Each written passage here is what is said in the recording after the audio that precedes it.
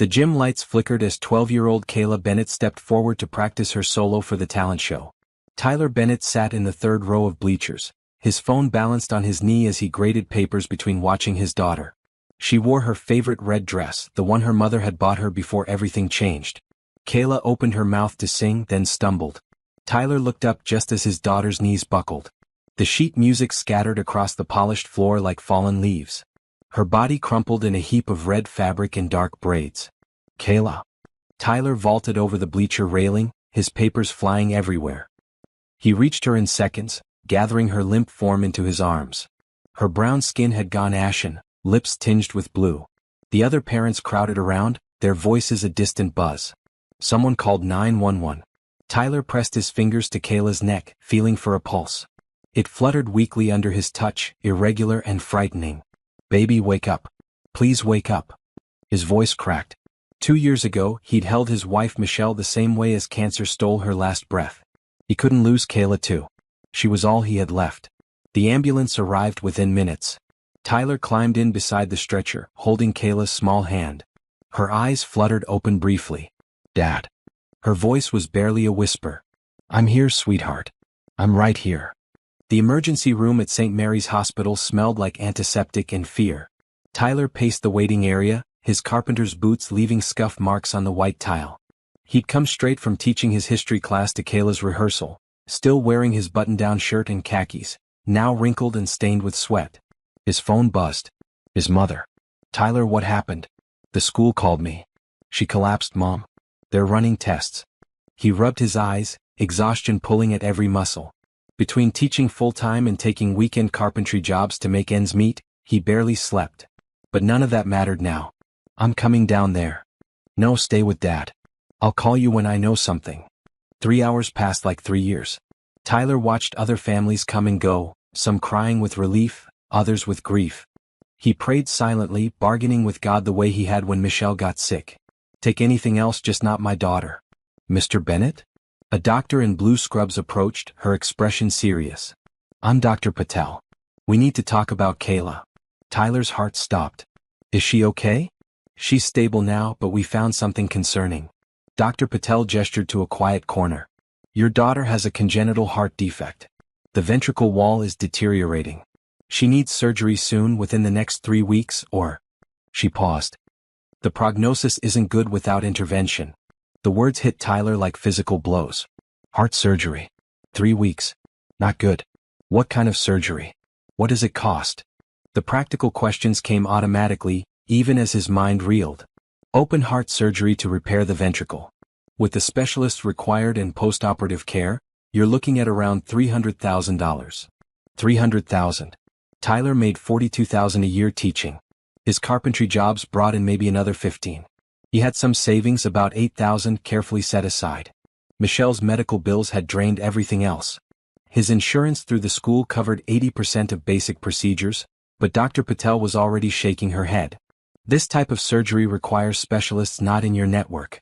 The out-of-pocket costs would still be substantial, probably close to $200,000 even with insurance." $200,000. He might as well have said $2 million. "How long does she have?" Tyler's voice sounded hollow. 3 weeks, maybe 4. After that, the risk of heart failure increases exponentially. Dr. Patel's hand touched his shoulder. "I'm sorry. I know this is overwhelming. Our financial counselor can discuss payment plans, medical loans." Tyler nodded numbly. "Can I see her?" Kayla lay in a hospital bed, hooked up to monitors that beeped steadily. She looked so small against the white sheets, so fragile. Her eyes opened when he entered. "Dad, I'm sorry about the show." Tyler's throat tightened. His daughter was apologizing while fighting for her life. "Don't worry about the show, baby. We just need to focus on getting you better." "Am I really sick?" Those big brown eyes, so much like Michelle's, looked at him with complete trust. "You need some help with your heart, but the doctors are going to fix it." He smoothed her braids back from her forehead, the way Michelle used to do. "Will it hurt?" "I won't let anything hurt you." The lie came easily, automatic. He'd move mountains, sell everything, work 3 jobs if he had to. But even as he made the promise, reality crushed down on him. $300,000. 3 weeks. How could he possibly save her? That night, after Kayla finally fell asleep and the nurses assured him they'd call if anything changed, Tyler sat in his truck in the hospital parking lot. The September air was cool, autumn creeping into the edges of summer. He put his head on the steering wheel and let himself break down just for a moment. Michelle would have known what to do. She always knew what to do.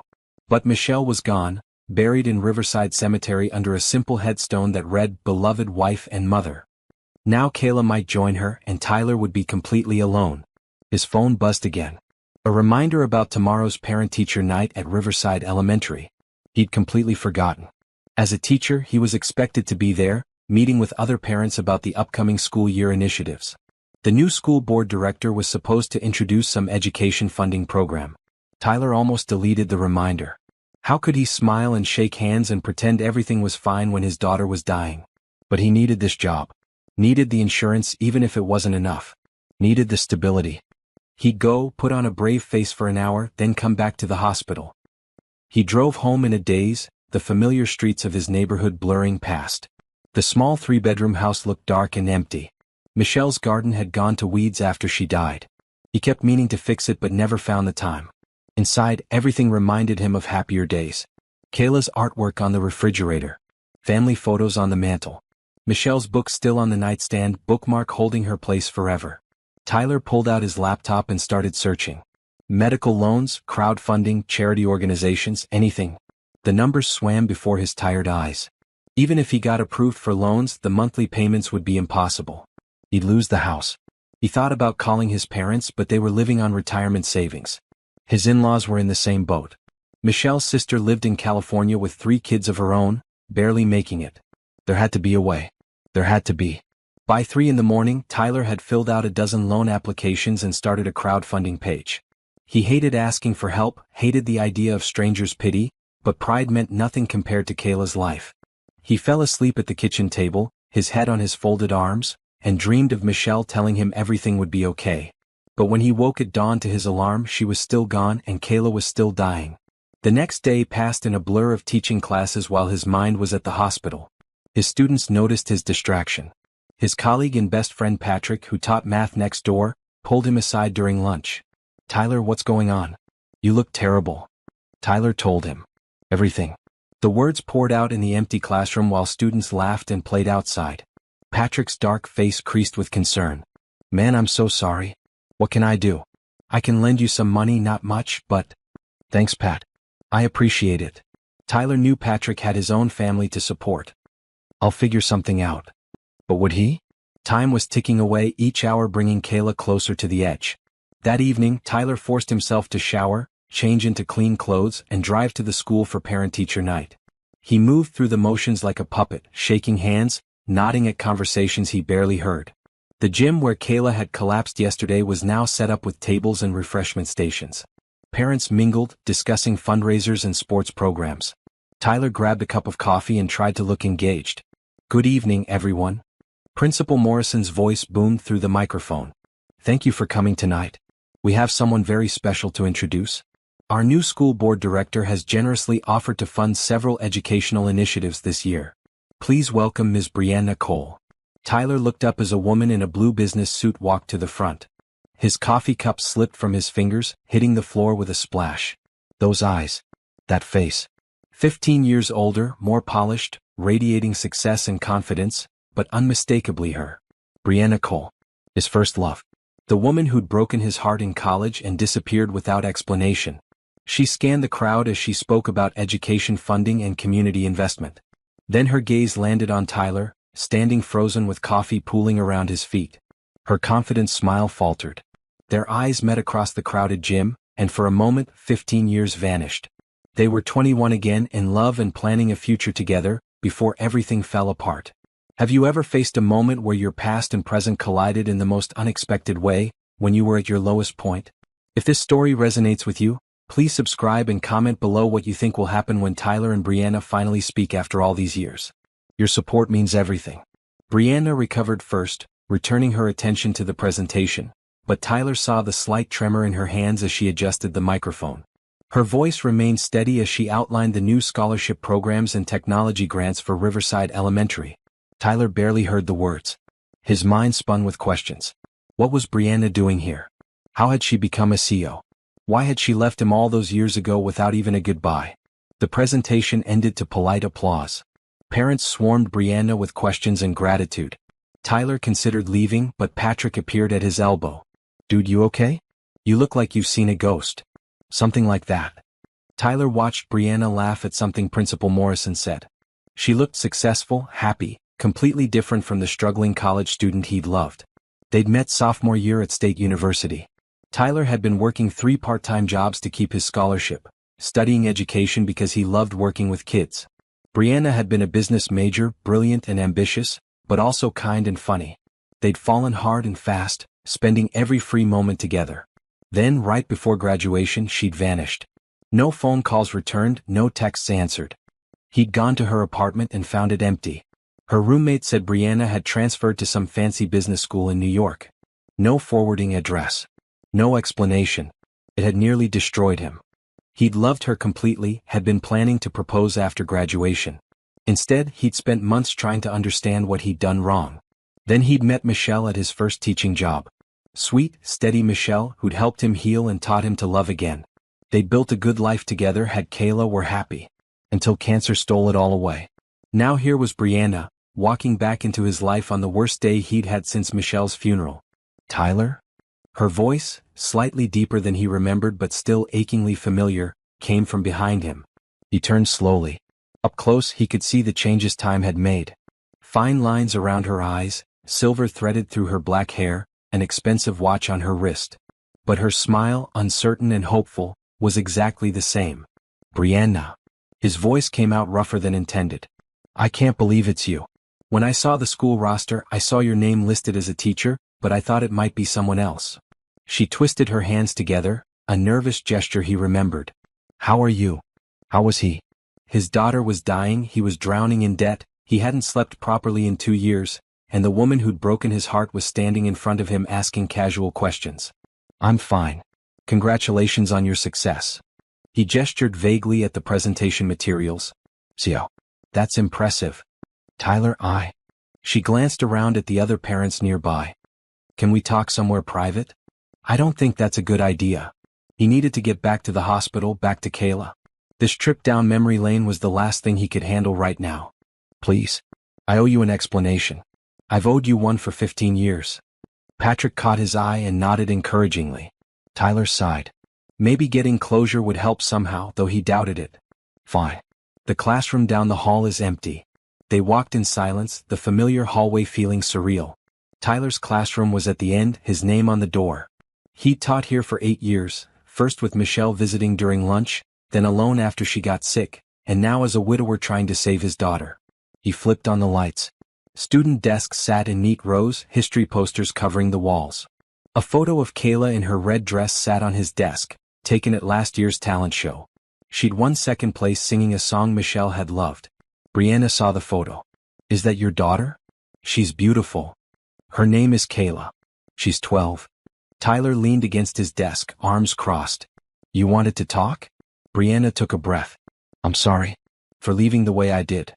I was young and scared and made a terrible mistake." "That's it? You disappeared from my life, and all you have to say is you were scared." Anger bubbled up, surprising in its intensity. He thought he'd gotten over this years ago. "My father found out about us. About how serious we were getting."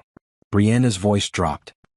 "He said if I didn't leave you and transfer to Columbia Business School immediately, he'd make sure you lost your scholarship. He had connections on the board. He would have done it, Tyler. He would have destroyed your future." The words hit Tyler like cold water. "What?" "He wanted me to marry someone from his business circle, someone who could help his company. You were a scholarship student working multiple jobs just to survive. He called you unsuitable." Her voice broke. "I was 21 and stupid, and I believed him when he said he'd ruin you. So I left to protect you." Tyler processed this. All these years, he'd thought Brianna had simply decided he wasn't good enough. That she'd wanted more than a future teacher could provide. Instead, she'd been trying to protect him. "You could have told me. We could have figured it out together. I know that now. I was a coward." Tears gathered in her eyes. "I thought about you every day. Wondered what you were doing if you were happy. Then about 8 years ago, I hired a private investigator. I found out you'd gotten married, had a daughter. You looked happy in the photos he found. So I left it alone. My wife died 2 years ago. Cancer. Tyler didn't know why he told her. Maybe because the grief was still raw, still with him every moment. Tyler, I'm so sorry. Brianna's hand reached out, then dropped. I saw you weren't wearing a ring, but I hoped. Yeah, well, hope doesn't cure cancer. He rubbed his face. Look, Brianna, I appreciate the explanation. I do. But it was 15 years ago. We're different people now. You've clearly done well for yourself, and I'm just trying to get through each day. Are you okay? You look exhausted. I'm fine. The automatic lie. He'd gotten good at it over the past 2 years. Tyler. She moved closer, studying his face. Something's wrong. What is it? Maybe it was the exhaustion. Maybe it was seeing someone who'd once known him so well. Maybe it was just the crushing weight of everything finally breaking through. Kayla collapsed yesterday during rehearsal. Right out there in the gym. He pointed toward the door. She has a heart defect. Needs surgery within 3 weeks or she'll die. The surgery costs $300,000 and I have about $8,000 in savings. So yes, something's wrong. The words hung in the air between them. Brianna's face went pale. Oh my God. Tyler, I'm so sorry. That's horrible. She pulled out her phone. What hospital? Who's her doctor? Why? Tyler's defenses went up. There's nothing anyone can do. I'm applying for loans, started a crowdfunding page. I'll figure something out. No, you won't. Not in 3 weeks. Brianna was typing rapidly on her phone. But I can help. My foundation funds medical expenses for families in need. This is exactly what we do. I don't need charity. Pride, stupid pride, made him say it even though Kayla's life hung in the balance. It's not charity. It's help. There's a difference. Brianna looked up from her phone. Tyler, let me do this. Please. You once told me that accepting help isn't weakness, it's wisdom. Remember? When I was too proud to let you pay for dinner even though I was broke. He did remember. They'd been dating for 3 months and Brianna had refused to let him pay for anything, working herself to exhaustion with multiple jobs. He'd finally convinced her that relationships meant supporting each other. That was different. No, it wasn't. Tyler, your daughter needs surgery. I have the resources to make that happen. Don't let pride kill her. The blunt words cut through his resistance. Brianna was right. This wasn't about him or his ego or old heartbreak. This was about Kayla's life. The Cole Medical Foundation will cover all of Kayla's expenses. Surgery, hospital stay, medication, follow-up care, everything. Brianna's voice was firm. I'll call the hospital tomorrow and handle the paperwork. You just focus on being there for your daughter. I can't let you do that. But the protest was weak, crumbling. You're not letting me. I'm doing it. She smiled, gentle but determined. Besides, I have something else to offer. My company is renovating a new office building downtown. We need custom carpentry work, high-end stuff. I heard you still do carpentry on weekends. How did you know that? Small town. People talk. Brianna pulled out a business card. The project pays $60,000 for 3 months of work. It's yours if you want it. $60,000. That would rebuild his savings, create a buffer for emergencies, maybe even let him work 1 job instead of 2. Tyler looked at the card, then at Brianna. Her expression was open, hopeful, with none of the pity he'd dreaded. Why are you doing this? Because I can. Because 15 years ago, someone I loved needed my protection and I handled it badly. Because your daughter deserves every chance at life. Because kindness matters, Tyler. You taught me that. He thought about Kayla, alone in that hospital bed. Thought about Michelle, who would want him to accept help for their daughter's sake. Thought about all the years he'd spent being too proud to ask for assistance, working himself to exhaustion rather than admitting he needed support. Okay. The word came out quiet but sure. Thank you. Really. Thank you. Relief flooded Brianna's face. I'll call St. Mary's first thing tomorrow. What's Dr. Patel's direct number? As Tyler gave her the information, something shifted between them. Not romance, not yet. But a bridge being rebuilt, connection reforming. I should get back to the hospital, Tyler said after they'd exchanged phone numbers. Visiting hours end at 10. Can I come with you? I'd like to meet Kayla if that's okay. Tyler considered. Kayla would probably wonder who this mysterious woman was. But maybe having someone else there, someone who could actually help, would ease his daughter's fears. Sure. But fair warning, she asks a lot of questions. Brianna laughed, and the sound transported Tyler back 15 years to lazy Sunday mornings and late-night study sessions. I can handle questions. They drove separately to St. Mary's. The hospital was quieter at night, hallways dimmed, nurses speaking in hushed tones. Tyler led Brianna to Kayla's room on the cardiac floor. Kayla was awake, reading a book with her overhead light on. She looked up when they entered, her gaze immediately curious about the well-dressed stranger. "Hey baby. How are you feeling?" Tyler kissed her forehead. "Bored. The nurse said I have to stay in bed for observation." Kayla marked her page and set the book aside. "Who's this?" "This is Miss Cole. She's an old friend and she's going to help with your surgery." "Really?" Hope licked Kayla's face. "So I can get fixed?" "You can get fixed," Brianna confirmed, moving closer to the bed. "I run a foundation that helps families with medical bills. Your dad told me about your heart and we're going to take care of everything." "That's amazing." Kayla looked between them. "Were you and Dad really friends?" "He doesn't talk about his college days much." "We were very good friends," Brianna said diplomatically. "What are you reading?" The conversation flowed naturally after that. Brianna asked about Kayla's favorite subjects, her hobbies, the talent show she'd been practicing for. Tyler watched his daughter come alive, animated and excited despite the monitors and 4 lines. After half an hour, a nurse came in to check vitals and suggested Kayla get some rest. Tyler tucked her in, promising to return first thing in the morning. In the parking lot, Brianna walked him to his truck. The September night had cooled further, stars visible above the city lights. "She's wonderful, Tyler. You've done an incredible job raising her. Michelle did most of the hard work. I'm just trying not to mess it up." He unlocked his truck but didn't get in. "Brianna, I don't know how to thank you for this. You're saving her life." "You don't need to thank me. Just let her grow up healthy and happy. That's thanks enough." Brianna hugged him, brief but warm. "I'll call you tomorrow after I talk to the hospital. And seriously, think about that carpentry job. No pressure, but the offer stands." "I'll think about it." He would say yes. He knew he would. Pride was expensive and he couldn't afford it anymore. Driving home, Tyler felt something he hadn't felt in 2 years. Hope. Real, tangible hope that maybe, just maybe, everything would be okay. His phone rang as he pulled into his driveway. "Patrick. So, what happened with the mystery woman? You two looked intense." "She's Brianna. From college. It's complicated." "The Brianna? The one who broke your heart and disappeared?" "Yeah. Turns out she had good reasons." Tyler filled Patrick in on everything. The scholarship threat, the foundation, the job offer. Patrick whistled. "Man, that's heavy. But hey, Kayla gets her surgery. That's what matters." "Yeah.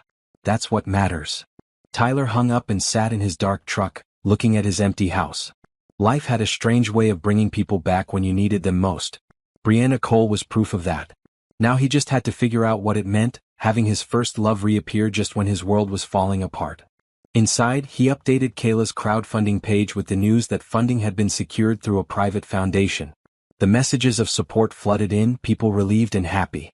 Tyler read each one, grateful for the kindness of strangers and the unexpected grace of second chances. Tomorrow, Kayla's surgery would be scheduled. Tomorrow, he'd accept Brianna's job offer. Tomorrow, he'd start rebuilding. But tonight, for the first time in 2 years, Tyler Bennett went to bed and slept dreamlessly, peacefully, without the crushing weight of impossible problems. Hope was a powerful thing. True to her word, Brianna called Dr. Patel at 8 the next morning. Tyler was already at the hospital, having arrived at dawn to sit with Kayla during breakfast. His phone rang just as Kayla was complaining about hospital oatmeal. "Tyler, it's handled." Brianna's voice was crisp, professional. "Dr. Patel will call you within the hour to schedule Kayla's surgery. The Cole Medical Foundation has transferred the necessary funds. Everything is covered." Tyler's hand tightened on the phone. Just like that. Just like that. The foundation exists for exactly this purpose. I've also connected Dr. Patel with Dr. Sarah Johnson, one of the best pediatric cardiac surgeons in the country. She happens to be in the city this week for a conference, and she's agreed to consult on Kayla's case. Brianna, I don't know what to say. The weight that had been crushing his chest for 3 days suddenly lifted. Say you'll bring Kayla by the office building site this afternoon. I want to show you the carpentry project in person. Her tone softened. If you're interested. Tyler looked at his daughter, who was watching him with curious eyes. I'm interested. What time? 2 o'clock? I'll text you the address. After they hung up, Kayla set down her spoon. Dad, is Miss Cole your girlfriend? Tyler nearly choked on his coffee. What? No. We're just old friends. She's pretty, and she's helping us a lot. Mom would have liked her. The casual mention of Michelle made Tyler's throat tight. Kayla rarely talked about her mother, the loss still too big for her 12-year-old heart to fully process. Yeah, baby. I think Mom would have liked her. Dr. Patel arrived an hour later with another doctor in tow. Dr. Johnson was a short woman with gray hair and intelligent eyes. She shook Tyler's hand firmly. Mr. Bennett, I've reviewed Kayla's scans. The good news is we caught this in time. The surgery is complex, but her age and overall health work in her favor. I'd like to schedule the operation for next Friday if you're comfortable with that timeline. Next Friday. 8 days away. Tyler had mentally prepared for weeks of waiting, bureaucracy, and financial hurdles. Instead, Kayla would be in surgery in just over a week. Yes. Absolutely. Dr. Johnson spent the next hour explaining the procedure to both Tyler and Kayla, using simple diagrams and language a 12-year-old could understand. She answered Kayla's questions patiently, never talking down to her. Will I have a big scar? Kayla asked. You will, but it will fade over time. And you know what? Scars are proof that you're strong, that you survived something hard. Dr. Johnson smiled. I have a scar from when I was about your age. Broke my leg falling out of a tree. Now it's just a faint line that reminds me I'm tougher than I think. Kayla seemed satisfied with that answer. After Dr. Johnson left, she looked at Tyler. I'm scared, Dad. Me too, baby. But we're going to get through this together, okay? You, me, and the best doctors in the country. That afternoon, Tyler signed Kayla out on a day pass. The nurses had agreed she could leave for a few hours as long as she stayed calm and didn't overexert herself. She changed into comfortable clothes, a bright green shirt and jeans, and they drove downtown to the address Brianna had sent. The construction site was in the revitalized warehouse district. Scaffolding covered a 5-story brick building, windows being replaced with modern energy-efficient glass. A sign out front read Cole Enterprises, opening spring 2027. Brianna met them at the entrance, wearing jeans, work boots, and a white button-down with the sleeves rolled up. Tyler had never seen her dressed so casually during her business school days. She'd always worn professional clothes, even to study sessions. Welcome. She handed them both hard hats. Safety first. Come on, I'll give you the tour. The ground floor was gutted, walls torn down to create an open-concept space. Exposed brick contrasted with new steel beams. Electrical wiring hung from the ceiling where light fixtures would eventually go. This will be our main office floor. Reception here, conference rooms along this wall, open workspace in the center. Brianna gestured as she walked. But what I need custom work for is upstairs. Follow me. They climbed temporary stairs to the second floor. This level had been divided into individual offices, each with floor-to-ceiling windows overlooking the city. These are executive offices. I want custom built-ins for each one. Bookshelves, desks, storage solutions, all matching but tailored to each space. She ran her hand along a window frame. The third floor will have a library and employee lounge. I want custom reading nooks, window seats, shelving for about 2,000 books. Tyler's mind was already working, visualizing the projects. This was the kind of detailed carpentry work he loved, combining function and artistry. What's your timeline? 3 months. I have other contractors handling the major construction, but I've held off on the finish work specifically for someone who could do it justice. She glanced at him. Patrick mentioned you're incredible with woodwork. That your furniture pieces are museum quality. Patrick talks too much. But Tyler smiled. His best friend had apparently been doing reconnaissance on his behalf. He cares about you. So do I, for what it's worth. Kayla had wandered to the windows, looking out at the city. This is so high up. I bet you can see everything from here. Wait until we get to the top floor. Brianna led them up more stairs. This is my favorite part. The 5th floor was a single large space with skylights and windows on all sides. Natural light flooded in, making the raw space glow. This will be a community space. Free for local nonprofits to use for meetings, events, whatever they need. But I want something special here. Brianna walked to the center of the room. A stage. Custom built, with seating that can be rearranged for different uses. Acoustic panels on the walls. Top quality lighting. I want this to be a place where kids like Kayla can perform, where artists can showcase their work, where the community can gather. Tyler looked around, seeing the potential. You're building a performance space into your office building? Why not? Cole Enterprises makes money so we can give back. This is part of that. She looked at Kayla. What do you think? Would you want to perform here someday? Kayla's eyes were huge. Really? On a real stage? A real stage built just for people like you who have something to share with the world. Tyler watched his daughter's face light up with joy, and something shifted in his chest. This woman who'd broken his heart 15 years ago was now giving his daughter hope and dreams beyond just surviving surgery. "I want the job," he said quietly. "If the offer still stands." "It stands?" Brianna pulled out a folder from her bag.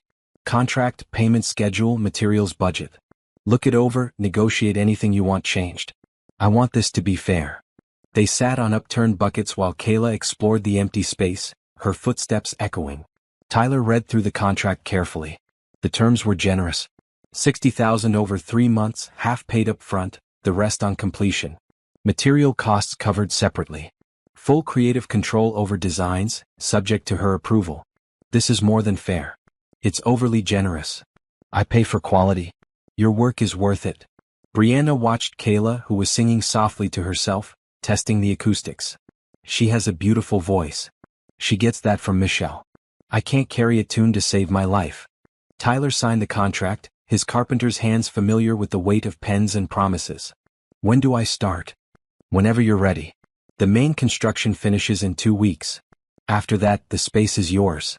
She hesitated. "Tyler, about Michelle. What was she like?" The question surprised him. Most people avoided mentioning his late wife, afraid of causing pain. But Brianna's curiosity seemed genuine, kind. She was steady. Calm. The kind of person who made everyone around her feel safe. Tyler stared at his signed name on the contract. "She taught 2nd grade. Loved gardening, terrible at cooking, could organize anything. When she got sick, she faced it with grace I couldn't have managed. Right up until the end." "How long were you married?" 10 years. We met when I started teaching at Riverside. She was in the classroom next door. Took me 6 months to work up the courage to ask her out." He smiled at the memory. "She said yes immediately. Told me later she'd been waiting for me to ask since the first week." "She sounds wonderful." She was. Tyler looked up, meeting Brianna's eyes. "I loved her. Completely. She wasn't a consolation prize after you left." "I never thought that." Brianna's voice was gentle. "I'm glad you found someone who loved you the way you deserved. I'm just sorry she's gone." Kayla returned, slightly out of breath. "Dad, can we get lunch? I'm starving." They found a diner 2 blocks away. Kayla ordered a burger and fries, delighted to eat real food instead of hospital meals. Brianna asked about school, friends, favorite movies. Tyler watched them talk, seeing how naturally they connected. "So Miss Cole, why did you come back to this city?" Kayla asked, dipping a fry in ketchup. "If you're a big CEO, couldn't you be anywhere?" Smart question. "Honestly, I missed it here. I spent 15 years in New York building my company, but it never felt like home. When I had the chance to open a regional office, I chose this city specifically." She glanced at Tyler. "Some roots go deep." After lunch, they returned Kayla to the hospital. She was tired, the outing having used up her limited energy. Tyler tucked her in for a nap, promising to return after he taught his afternoon classes. In the parking lot, Brianna walked him to his truck again. This was becoming a habit. "Thank you for taking the job. I know it was about more than just money." "It is about money," Tyler admitted, "but also about doing work I love. You gave me both. That's rare." "I have a confession." Brianna leaned against his truck. "When I decided to open an office here, I looked you up. Found out you were teaching at Riverside. The carpentry job isn't charity. I genuinely need someone with your skills. But the location, the timing, it was all deliberate. I wanted a reason to see you again." Tyler absorbed this. "Why? After 15 years, why come back?" "Because I never stopped thinking about you. Because I built a successful company and made millions of dollars, but I was never truly happy. Because my father died 3 years ago, and his last words were regrets about the things he'd forced me to do. Including leaving you." She met his eyes. "I'm not expecting anything. I know you lost your wife, that you're focused on Kayla. I just needed you to know I came back intentionally, not accidentally." The honesty was refreshing. Tyler had spent 15 years wondering, imagining, hurting. Now here was Brianna laying everything bare. "I don't know what to say." "You don't have to say anything. Just let me help with Kayla, let me give you good work, and maybe we can be friends again. That's all I'm asking for." Friends. Tyler could do friends. Especially with someone who was saving his daughter's life and offering him meaningful work. "Okay. Friends." Brianna's smile was bright, genuine. "Friends." She drove away in a sleek car Tyler couldn't even name. He stood in the parking lot, contract folder in hand, and realized his life had completely changed in less than 24 hours. His phone buzzed. Patrick. Dude, did you take the job? I did. Start in 2 weeks. That's amazing. Though I'm losing you as my weekend carpentry buddy. Who's going to help me build my deck now? You'll survive. Besides, with what this job pays, I can afford to hire someone to help you. They laughed, and Tyler felt lighter than he had in years. Hope, apparently, was contagious. That evening, Tyler's parents came to visit Kayla. They brought flowers and cards from the neighbors. Everyone had heard about the collapse and wanted to send their love. His mother, Patricia, pulled him aside while his father played cards with Kayla. Tyler, honey, where did this foundation money come from? You said you'd applied for help, but this was so fast. He explained about Brianna, the reunion, everything. His mother listened intently, her brown face thoughtful. Is she married? This Brianna? Mom? I'm just asking. She sounds very generous. And you mentioned she's funding the surgery personally? Through her foundation, yes. Aha. His mother's knowing look made Tyler groan. What? I'm just saying, a successful woman who comes back to town and immediately helps her college ex-boyfriend sounds like someone who cares. We're just friends, Mom? Sure you are. She patted his arm. Your father and I started as just friends too. Look how that turned out. 42 years of marriage. Tyler chose not to argue. His mother was impossible when she got an idea in her head. Instead, he joined the card game, letting Kayla's laughter wash over him. Later, after his parents left and Kayla slept, Tyler sat in the hospital room and thought about friendship, about second chances, about how life could change in a heartbeat for better or worse. Brianna Cole was back in his life, and whether he was ready for it or not, things would never be the same.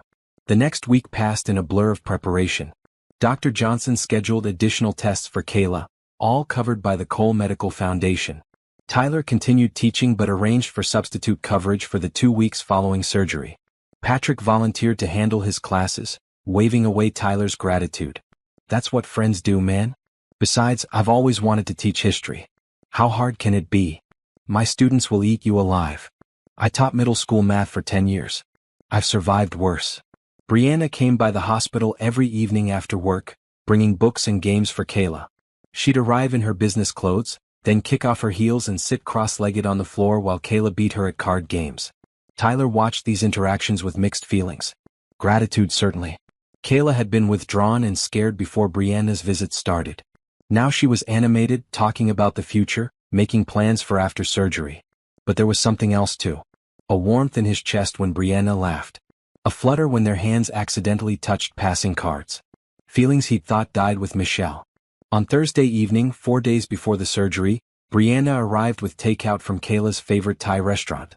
The nurses had given permission for outside food as a treat. Pad Thai with extra peanuts as requested. Brianna set up the containers on the rolling table. And spring rolls because everyone needs spring rolls. They ate together, the three of them, in Kayla's hospital room. The cardiac monitors beeped steadily in the background, but for a moment, it felt almost normal. Like a family dinner.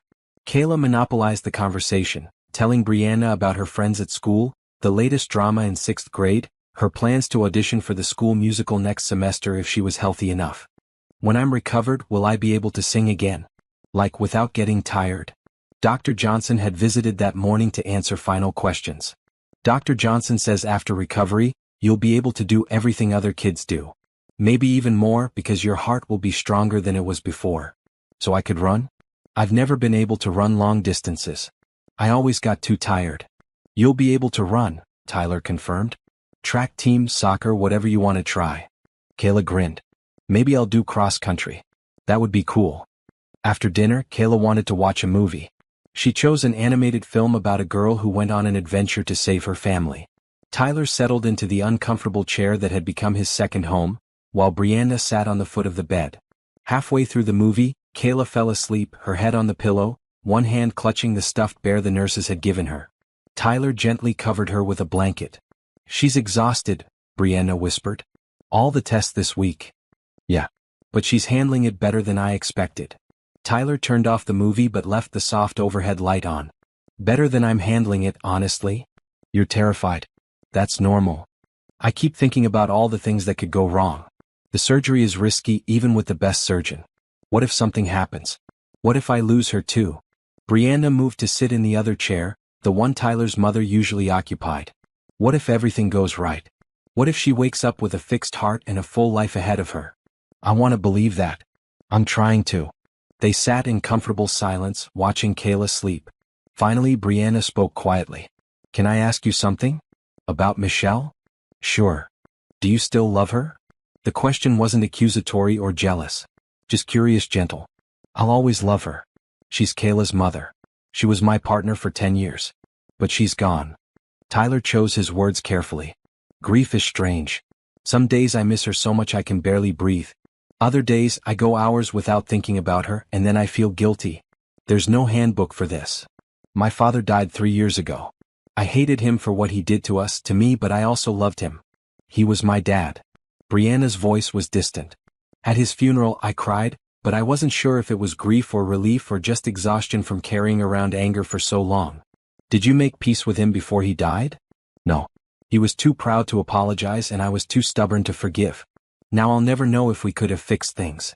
She looked at Tyler. That's why I came back. I didn't want to carry more regrets. Life is too short and we never know how much time we have. Tyler understood. Watching Michelle deteriorate over months, knowing each day might be the last, had taught him about time's fragility.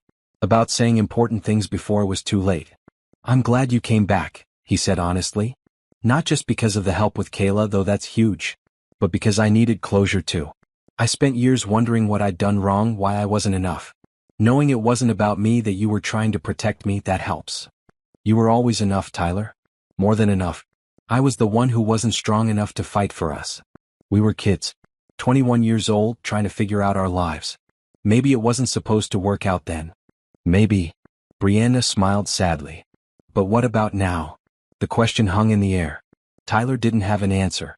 His life was complicated, focused entirely on Kayla's survival. Romance felt impossible, inappropriate even.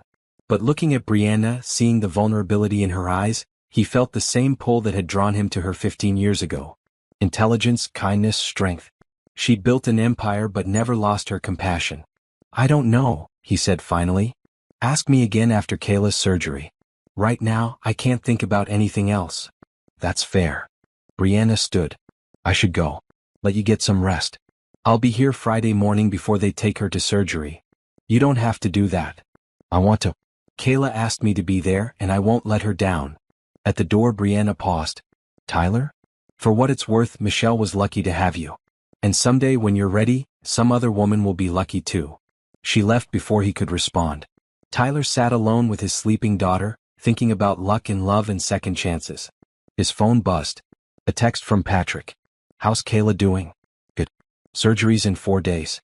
You ready? No. But I don't have a choice. You've got this, man. Kayla's tough like her dad. Tyler hoped so. He'd survived losing his wife. Losing his daughter would destroy him completely. That night, sleeping in the chair beside Kayla's bed, Tyler dreamed of the past. Of college days with Brianna, studying in the library, stealing kisses between classes. Of proposing to Michelle in her classroom after school, getting down on one knee while she laughed and cried. Of holding newborn Kayla, terrified and awed by the tiny life depending on him. He woke to Kayla shaking his shoulder. Dad, you were talking in your sleep. Sorry, baby. Just dreams. Were they good dreams or bad dreams? Both. Memories mostly. Kayla settled back into bed. Do you think Mom would like Miss Cole? Tyler considered. Michelle had been secure, never jealous, always wanting him to be happy. Yeah. I think she would. Good. Because I really like her. She's nice and she makes you smile. She does. You haven't smiled like that since Mom got sick. Like you're happy and not just pretending to be happy. Children saw too much. Tyler ruffled Kayla's braids. Get some sleep. Big day of tests tomorrow. Dad? I'm scared about the surgery. Me too, baby. But Dr. Johnson seems really good. And Miss Cole said she'll be there when I wake up. You too, right? Wild horses couldn't keep me away. Kayla smiled. That's what Mom used to say. Yeah. It was one of her favorite expressions. They fell asleep holding hands, father and daughter facing the unknown together. The next 3 days were a countdown. Final pre-op tests, consultations, consent forms. Tyler signed paperwork giving doctors permission to cut open his daughter's chest and repair her broken heart. The pen felt heavy in his hand. Brianna brought the signed carpentry contract and the upfront payment. $30,000 deposited in his account just like that. Tyler stared at his bank balance on his phone, seeing numbers he hadn't seen since before Michelle got sick. "What will you do with it?" Brianna asked. They were having coffee in the hospital cafeteria, stealing 20 minutes while Kayla napped. "Pay off some debt. Build up savings again. Maybe fix Michelle's garden." Tyler stirred his coffee. "She loved that garden. Spent every weekend working in it. After she died, I couldn't bear to look at it. Let it go wild. But Kayla mentioned missing it the other day. That sounds perfect. A living memorial. What about you? What do you do when you're not running a company or saving people's lives?" Brianna laughed. "Honestly? Not much. I work a lot. Read business books. Go to charity events. My life is pretty empty outside of work." "No relationships? Someone as successful as you?" "A few over the years. None that stuck. Turns out I'm picky." She met his eyes. "I kept comparing everyone to a memory." Tyler's heart skipped.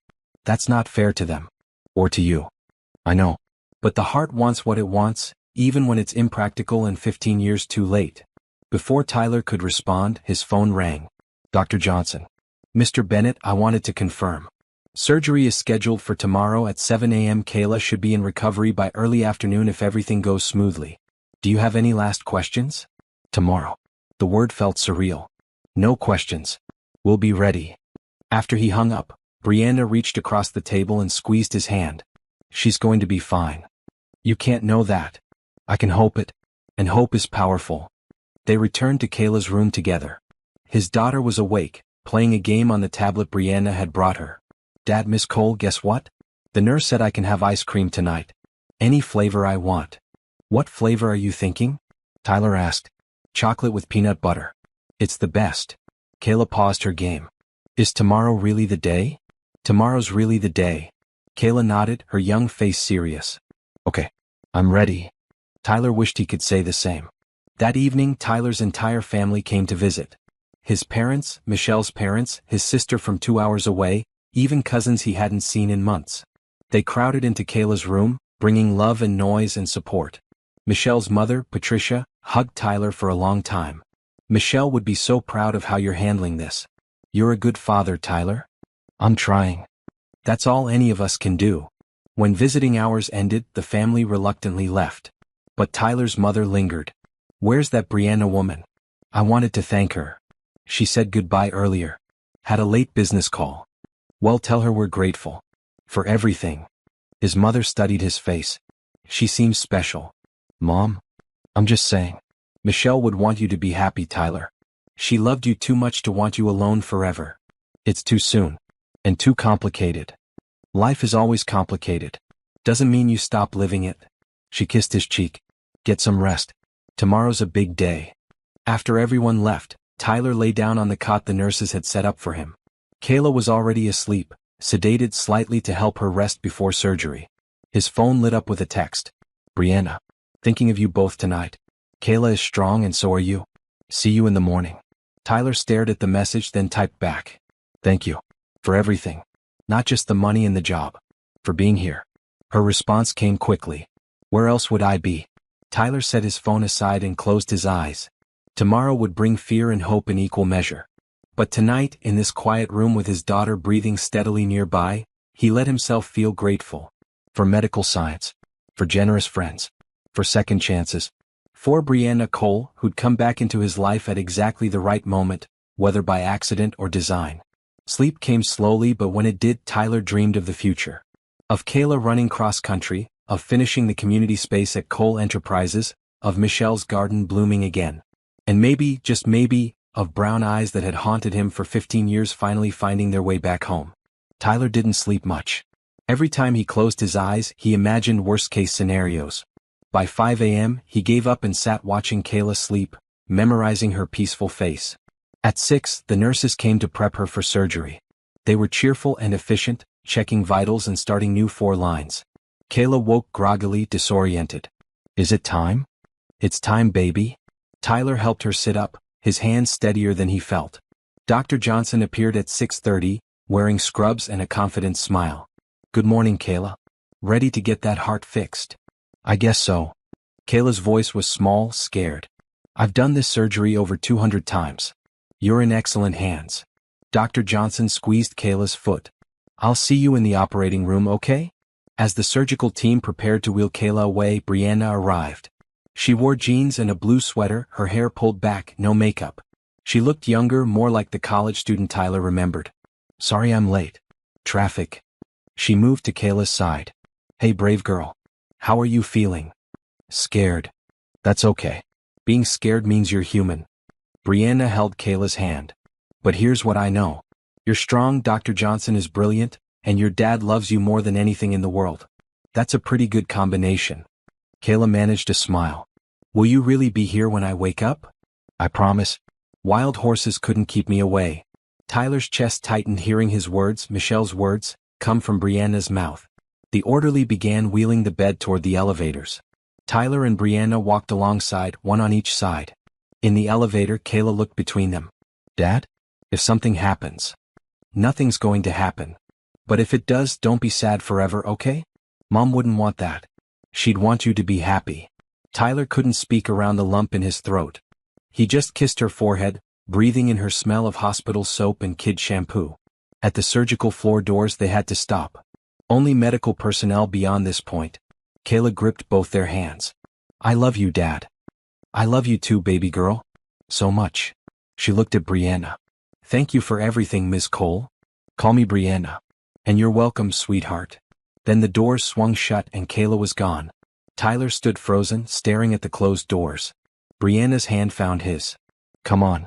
Let's find the waiting room. The surgical waiting area was depressing.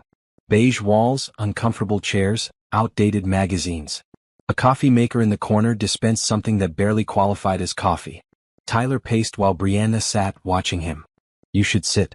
It's going to be hours. I can't sit. He paced another lap. What if something goes wrong? What if she doesn't wake up? What if? Tyler.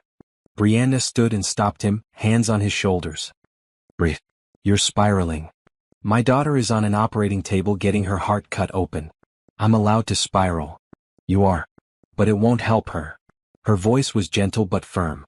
Kayla needs you strong when she wakes up. So sit down, drink terrible coffee, and let yourself trust that Dr. Johnson knows what she's doing. Tyler let himself be guided to a chair. Brianna sat beside him, their shoulders touching.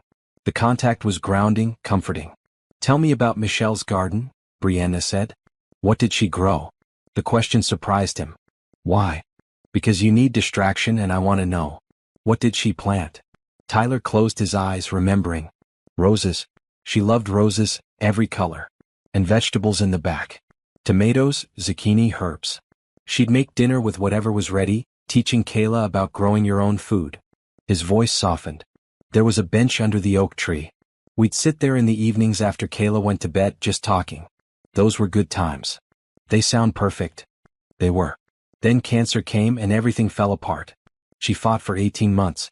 Chemo, radiation, surgeries. Nothing worked. Tyler opened his eyes. Near the end, she made me promise not to let grief destroy me. She said Kayla needed a father who could still find joy. Have you? Found joy. In small moments. Kayla's laugh. A perfectly executed woodworking joint. Good days in the classroom. He looked at Brianna. And this week, surprisingly. Yeah. Having you around. It's been nice. Confusing but nice. Brianna smiled. Confusing I can work with. Other families filtered in and out of the waiting room as the morning progressed. Some got good news and left crying happy tears. Others got bad news and left crying different tears. Tyler tried not to watch, tried not to imagine which group he'd be in.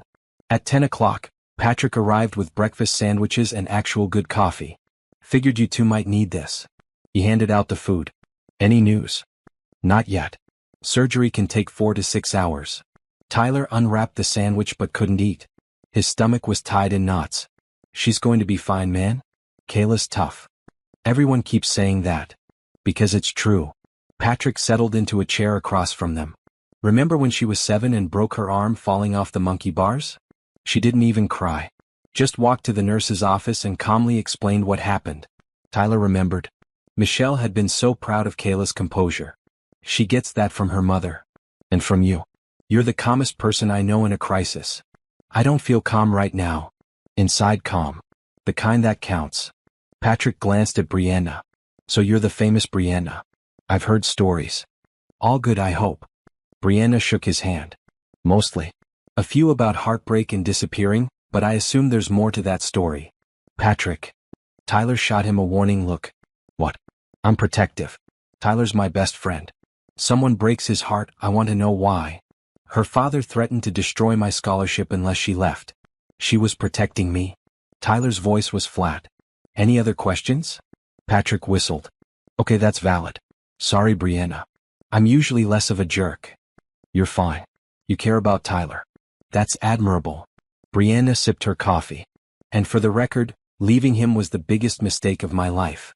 The honesty silenced Patrick. After a moment he nodded. Okay then. Fresh start. Nice to meet you properly, Brianna. They talked for a while about nothing important. Patrick's new deck project, Brianna's office renovations, Tyler's lesson plans for after he returned to teaching. Anything to pass the time. At noon, Dr. Johnson appeared in the waiting room doorway. Tyler jumped up, his heart in his throat. Mr. Bennett? The surgery went perfectly. Kayla's in recovery now. Relief hit Tyler so hard he almost collapsed. Brianna caught his arm, steadying him. She's okay? Really? Really? The repair was successful. Her heart looks strong. We'll monitor her closely for the next 48 hours, but I'm very optimistic. Dr. Johnson smiled. You can see her in about an hour once she's more alert. She'll be groggy and uncomfortable, but that's normal. Thank you. God, thank you. Tyler couldn't stop the tears. Patrick clapped his shoulder while Brianna hugged him from the other side. After Dr. Johnson left, the three of them stood in a small circle, crying and laughing with relief. I told you, Patrick said, wiping his eyes. Tough kid. The next hour crawled by. Finally, a nurse came to take Tyler to recovery. Brianna stood to follow, but Tyler hesitated. Are you sure? She just got out of surgery. I promised I'd be there when she woke up. I keep my promises. They followed the nurse through secure doors to the recovery area. Kayla lay in a bed surrounded by monitors and machines. A breathing tube had been removed, but oxygen tubes rested in her nose. Her chest was bandaged and she looked impossibly small. But her eyes opened when Tyler took her hand. Dad. The word was barely a whisper, her voice rough from intubation. I'm here, baby. You did great. The surgery worked perfectly. It hurts. I know. The nurses will give you medicine for the pain. He smoothed her braids back. Just rest. Kayla's gaze found Brianna standing at the foot of the bed. You came. I promised, didn't I? Brianna moved closer. How are you feeling besides the pain? Tired? Weird. But okay, I think. Kayla's hand squeezed Tyler's weakly. Is my heart fixed now? It's fixed. Dr. Johnson said you're going to be perfectly healthy. So I can run? And sing? And do all the stuff other kids do. All of it. Once you heal. Tyler felt more tears coming but fought them back. Kayla needed him strong, not falling apart. Over the next hours, Kayla drifted in and out of consciousness, the pain medication making her drowsy. Each time she woke, she looked for both Tyler and Brianna, relaxing when she saw them there. That evening, once Kayla had been moved to a private room in cardiac ICU, Tyler's family arrived. They crowded around Kayla's bed, talking in hushed voices, bringing stuffed animals and cards. Kayla was more alert now, managing small smiles at their jokes. Tyler's mother cried happy tears. Michelle's mother held Kayla's hand and said a prayer of thanksgiving. Brianna stayed in the background, giving the family space. But Kayla kept looking for her, making sure she hadn't left. When visiting hours ended and the family reluctantly departed, Brianna moved to leave too. I should go. Let you both rest. Stay, Kayla said. Please? Just a little longer?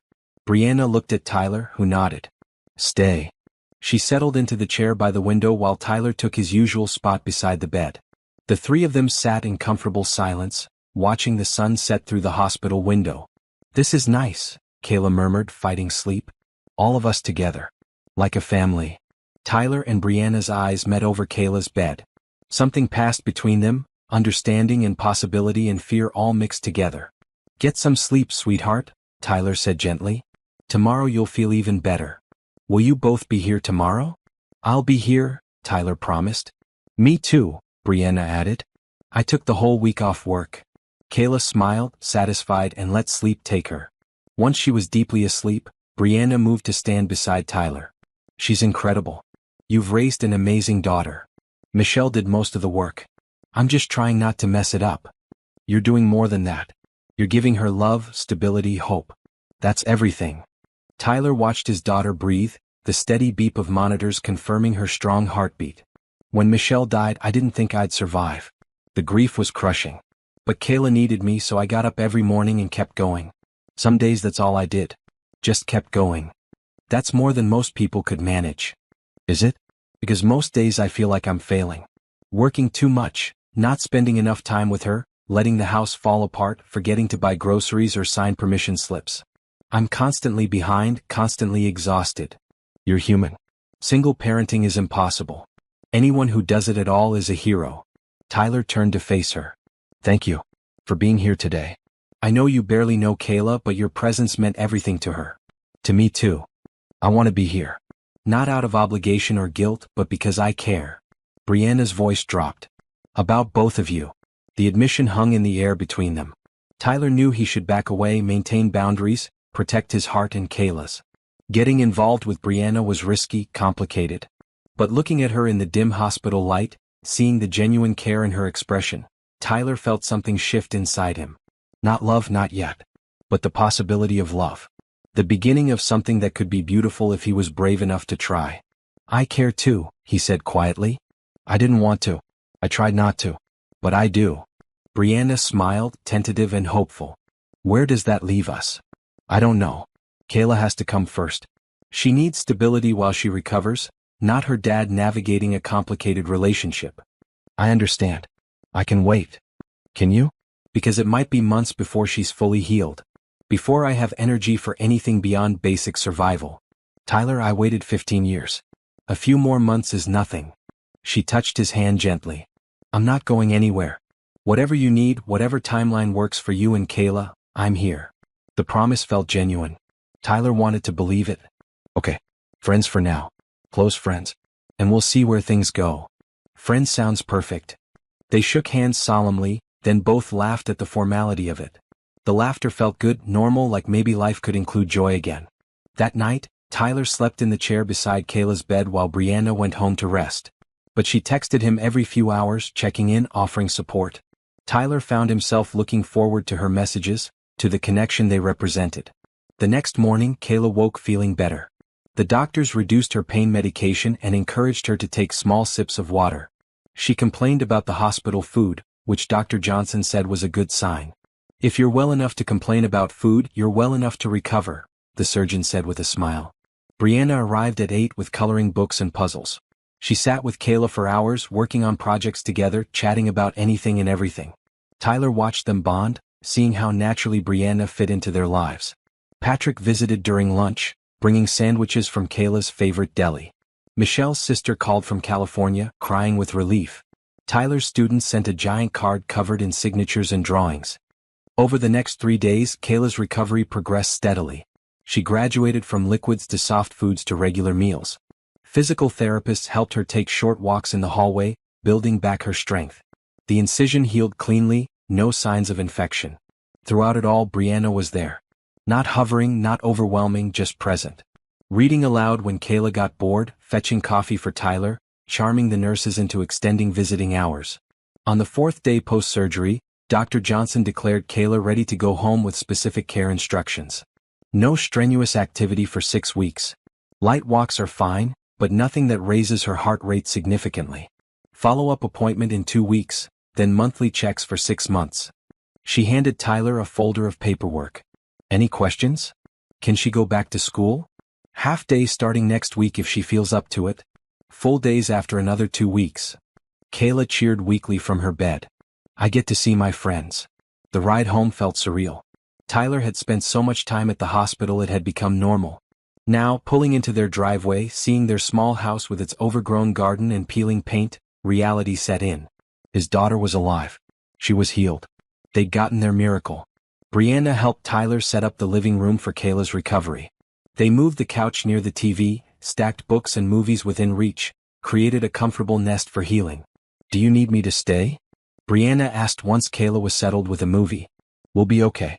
You must have work piling up. Work can wait. but she gathered her purse. Call me if you need anything. Anything at all. At the door, Kayla called out, Brianna? Will you come visit me? While I'm recovering? Every day if you want.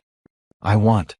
After Brianna left, Tyler made dinner, simple pasta that Kayla picked at without much appetite. They watched TV together until she fell asleep on the couch. Tyler carried her to her bed, tucking her in carefully to avoid the incision site. Her room was exactly as she'd left it 2 weeks ago. Posters on the walls, stuffed animals on the shelves, schoolwork scattered across her desk. But everything felt different now. Brighter, more precious. Tyler stood in the doorway watching her sleep, overwhelmed with gratitude. They'd come so close to losing everything. Instead, they'd been given a second chance. And maybe, just maybe, Tyler was being given a second chance too. Not just at love, but at happiness. At building a life that honored Michelle's memory while allowing space for new joy. It was terrifying and exciting in equal measure. But as Kayla had said during one of their hospital conversations, being scared just meant you were human. And humans, as Tyler was learning, were capable of incredible resilience. Tomorrow would bring new challenges. Recovery wouldn't be easy. But tonight, in this quiet house with his daughter safely asleep, Tyler let himself hope. For healing. For health. For happiness. And maybe, eventually, for love. 2 weeks after surgery, Kayla returned to school for half days. Tyler drove her every morning, watching anxiously as she walked slowly into Riverside Elementary. But she came home each day smiling, excited to see her friends and feel normal again. The carpentry project at Cole Enterprises began the same week. Tyler arrived at 7 a.m. on Monday, tool belt on, ready to start the custom work. The building had transformed since his initial tour. The major construction was complete, leaving clean spaces ready for his finishing touches. Brianna met him on the second floor, wearing jeans and a work shirt, hair pulled back in a ponytail. Good morning. Ready to build something amazing? Always. Tyler set down his toolbox, surveying the executive offices. Which one do you want to start with? This one. She led him to the corner office. It's mine so you can experiment here. If I hate it, we'll redo it before tackling the others. They spent the morning discussing designs. Tyler sketched concepts while Brianna gave feedback. She wanted built-in bookshelves covering 2 walls, a window seat overlooking the city, a custom desk with hidden storage. I spend 12 hours a day working. It should be a space that inspires me, not drains me. She gestured to the large windows. I want to look up from my desk and see sky. That matters. Tyler understood. His classroom had windows facing the courtyard. On hard days, watching students play outside reminded him why he taught. They worked side by side, measuring and planning. Tyler was conscious of her presence, the way she moved through space, her thoughtful questions about each design element. This felt different from his usual carpentry jobs, more collaborative and personal. At noon, they broke for lunch. Brianna had ordered sandwiches from a nearby cafe. They sat on upturned buckets, eating and talking. How's Kayla adjusting? Better than I expected. She gets tired easily, but she's happy to be back with friends. Tyler bit into his sandwich. She asks about you constantly. When are you visiting? What are you doing? Can she call you? She can call me anytime. I gave her my personal number. You didn't have to do that. I wanted to. Kayla's special, Tyler. She's smart, funny, brave. I'm grateful to know her. Something warm spread through Tyler's chest. Hearing Brianna care about his daughter meant more than any romantic gesture could. After lunch, they started actual construction.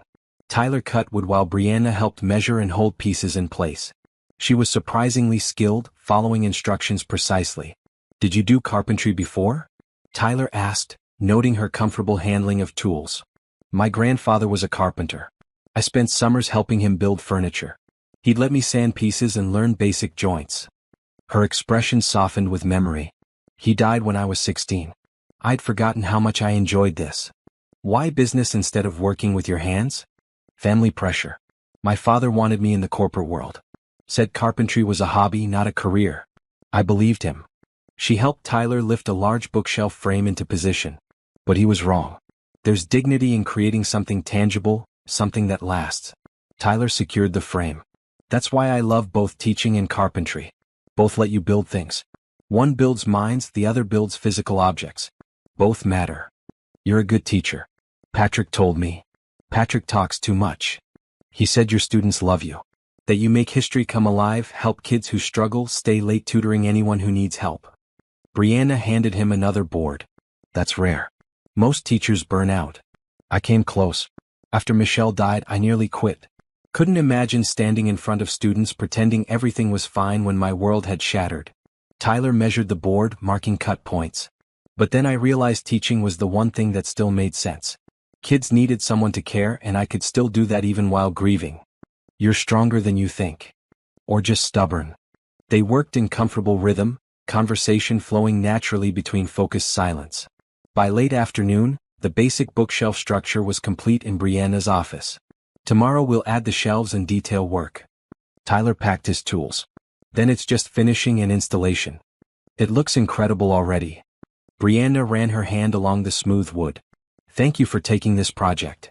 Thank you for offering it. The money's helping, but honestly, I'd have done this for free. Creating something this beautiful is its own reward. They walked out together into the late September sunshine. Fall had fully arrived, leaves turning gold and red, air crisp and cool. Do you have plans tonight? Brianna asked as they reached the parking lot. Dinner with Kayla, then helping her with homework. Why? I was thinking maybe I could bring dinner over. Pizza or Chinese, whatever Kayla likes. Let you both relax after her first week back at school. Tyler hesitated. Having Brianna at his house felt significant, crossing a line from workplace colleagues to something more personal. But Kayla would be thrilled, and honestly, company sounded good. Chinese. Kayla loves lo mein. Come around 6. Perfect. I'll text before I head over. That evening, Tyler cleaned the house in a panic.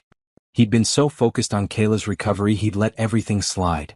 Dishes piled in the sink, laundry overflowing, dust coating every surface. Kayla watched from the couch, amused. Dad, Brianna doesn't care if the house is messy. I care. We have a guest coming. Brianna's not a guest. She's family. The casual statement stopped Tyler mid-vacuum. What? She's been here every day for 2 weeks. She knows where we keep the plates and which mugs we use for coffee. That's not a guest, Dad. That's family. Tyler hadn't thought about it that way. But Kayla was right. Brianna had seamlessly integrated into their lives, fitting in naturally. Was that okay? Was he letting her get too close too fast? Before he could overthink it further, the doorbell rang. Kayla squealed with excitement. She's here. Brianna stood on the porch holding bags of Chinese food and a small wrapped package. She wore casual clothes, nothing fancy, like she'd just come from home rather than work. Special delivery. She handed Tyler the food, then presented the package to Kayla. A little something for surviving your first week back. Kayla tore open the wrapping to reveal a leather-bound journal and fancy pens. What's this for? Writing. You mentioned wanting to write songs. Every songwriter needs a good notebook. Brianna sat beside Kayla on the couch. My grandfather gave me one when I was your age. I still have it, filled with terrible poetry and big dreams. Thank you. Kayla hugged the journal. I'm going to write a song about hearts. Not the romantic kind, the actual organ. About being brave and fixed. That sounds amazing. I want to hear it when you're done. They ate dinner at the kitchen table, Kayla monopolizing conversation with stories from school. How her friends had signed her cast, how her teacher had given her extra time on assignments, how the cute boy in math class had carried her books. You're 12? No boys, Tyler said automatically. Dad, he was just being nice because I had surgery. It's not romantic. Good. Keep it that way. Brianna laughed at their exchange. Let her have friends, Tyler. Boys included. Not helpful. After dinner they moved to the living room. Kayla wanted to show Brianna her room, so they went upstairs while Tyler cleaned up. He could hear their voices, laughter floating down. When they returned, Kayla was yawning. Time for bed, I think, Tyler said. Do I have to? Doctor's orders. Rest is important for healing. Kayla hugged Brianna goodnight. Will you come over again soon? Whenever you want. Just ask your dad. After tucking Kayla in, Tyler returned to find Brianna studying the photos on the mantel. She held one of Michelle and Tyler on their wedding day, both young and hopeful. She was beautiful. Inside and out. Tyler took the frame gently. That was the best day of my life. Well, tied with the day Kayla was born. You have a good life together. A real family. Brianna's voice held wistfulness. That's what I always wanted but never found. It's not too late. You're only 36. I know. But building a life with someone requires time and presence. My company demanded everything. I chose ambition over relationships. She looked at Tyler. What about you? Have you thought about dating? Moving forward? The question had been lurking for weeks. Tyler considered his answer carefully. Honestly, I didn't think I'd ever want to date again. Michelle was it for me. We built a life together, raised a daughter, were partners in every way. The idea of starting over with someone new felt exhausting and wrong. But Kayla deserves to see love modeled again. She deserves to know that her mother's death doesn't mean our family ends. And maybe, just maybe, I deserve happiness too. You definitely deserve happiness. They sat on the couch, a careful distance between them. Tyler was hyper-aware of her presence, the way her leg was inches from his, how easy it would be to reach out and touch her hand. But he didn't. Not yet. Can I ask you something? Brianna said. And you can tell me if it's too personal. Ask. Do you think Michelle would approve of us reconnecting? Tyler had thought about this constantly. Yeah, I do. Michelle wasn't jealous or possessive. She wanted me happy. Before she died, she made me promise not to shut down, not to stop living. He paused. She even said if I met someone else, someone who made me laugh and supported me with Kayla, she'd be glad. At the time I thought she was crazy. But Michelle understood things I didn't. She sounds wise. She was. Patient, kind, wise. Everything I needed after you left. Tyler met Brianna's eyes. I loved her completely. But she's gone. And I'm still here, still alive, still capable of feeling things I thought died with her. What kind of things? Hope. Attraction. The possibility of love again. Tyler's voice dropped. Specifically with you. Brianna's breath caught. Tyler. I'm not ready yet. Kayla needs more time to heal, and honestly so do I. But I wanted you to know. You asked me to tell you after the surgery, and I'm telling you.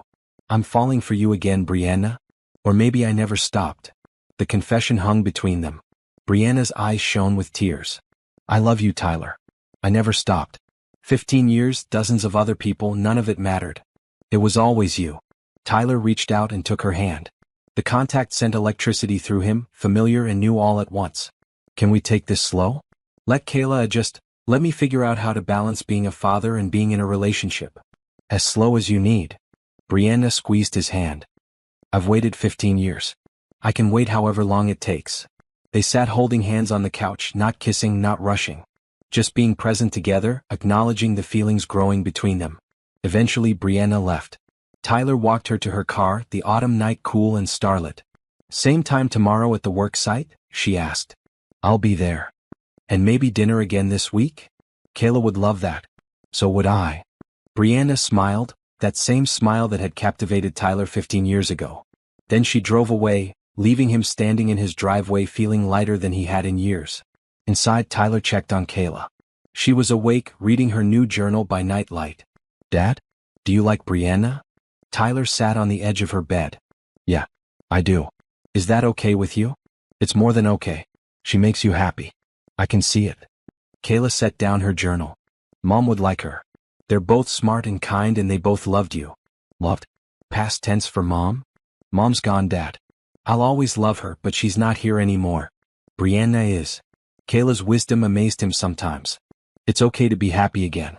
Mom told me to take care of you, and part of that is making sure you don't end up sad and alone. When did you become so smart? I've always been smart. You just weren't paying attention.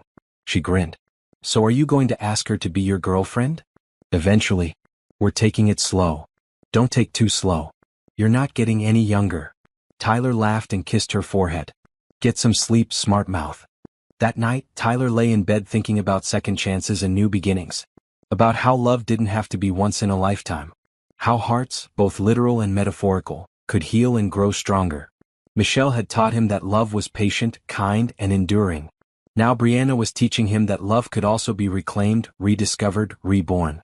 Both lessons were precious. Both women were gifts. And Tyler, for the first time since Michelle's death, felt truly hopeful about the future. The next weeks passed in a comfortable rhythm. Tyler worked at Cole Enterprises every day, transforming Brianna's office into a masterpiece.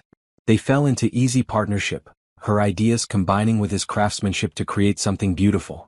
In the evenings, Brianna often came for dinner. Sometimes she brought food, other times Tyler cooked. Kayla blossomed under the attention, her health improving daily, her spirits high. 6 weeks after surgery, Dr. Johnson cleared Kayla for full activity. Her heart is perfect, strong and healthy. You can stop worrying. Tyler cried in the parking lot after that appointment. Relief, joy, gratitude all overwhelming him at once. He called Brianna immediately. She's cleared. Completely healthy.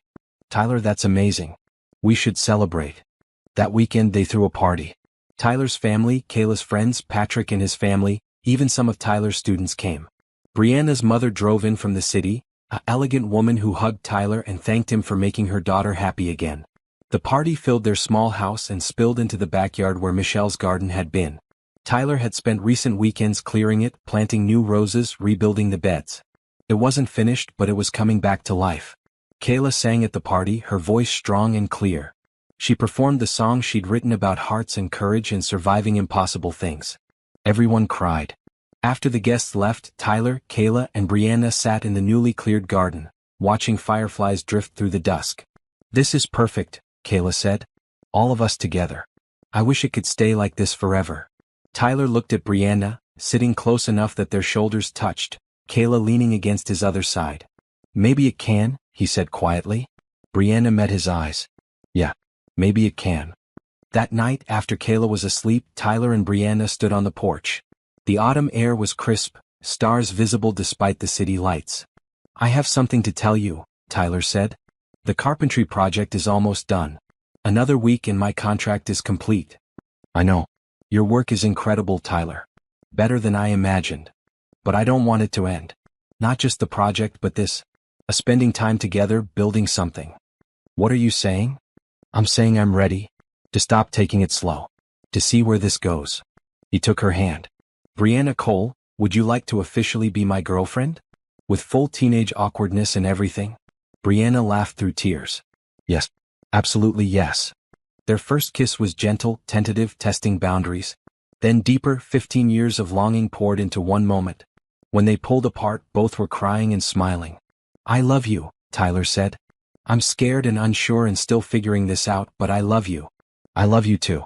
I'll be patient with the scared and unsure parts." They stood holding each other under the stars, two people who'd found their way back despite time and heartbreak and loss. Inside, Kayla watched from her window, grinning. She'd planned this. All the dinner invitations, the constant questions about Brianna, the pointed comments about Tyler needing happiness. Her mother would be proud, Kayla thought. She'd saved her dad from sadness just like Michelle had asked. Now her family was complete again. Different than before but still full of love. And that was all that mattered. October brought cooling weather and changing leaves. Kayla returned to full days at school, joining the choir and making plans to audition for the winter musical. Tyler finished the carpentry work at Cole Enterprises, the community space gleaming with his custom touches. The grand opening was scheduled for November, but first, Brianna had business to handle. "I have to go to Japan," she said over dinner at Tyler's house. 3 weeks, maybe 4. "The Tokyo office needs my oversight for a major deal." Tyler's stomach dropped. "When?" "Next week. I know the timing is terrible.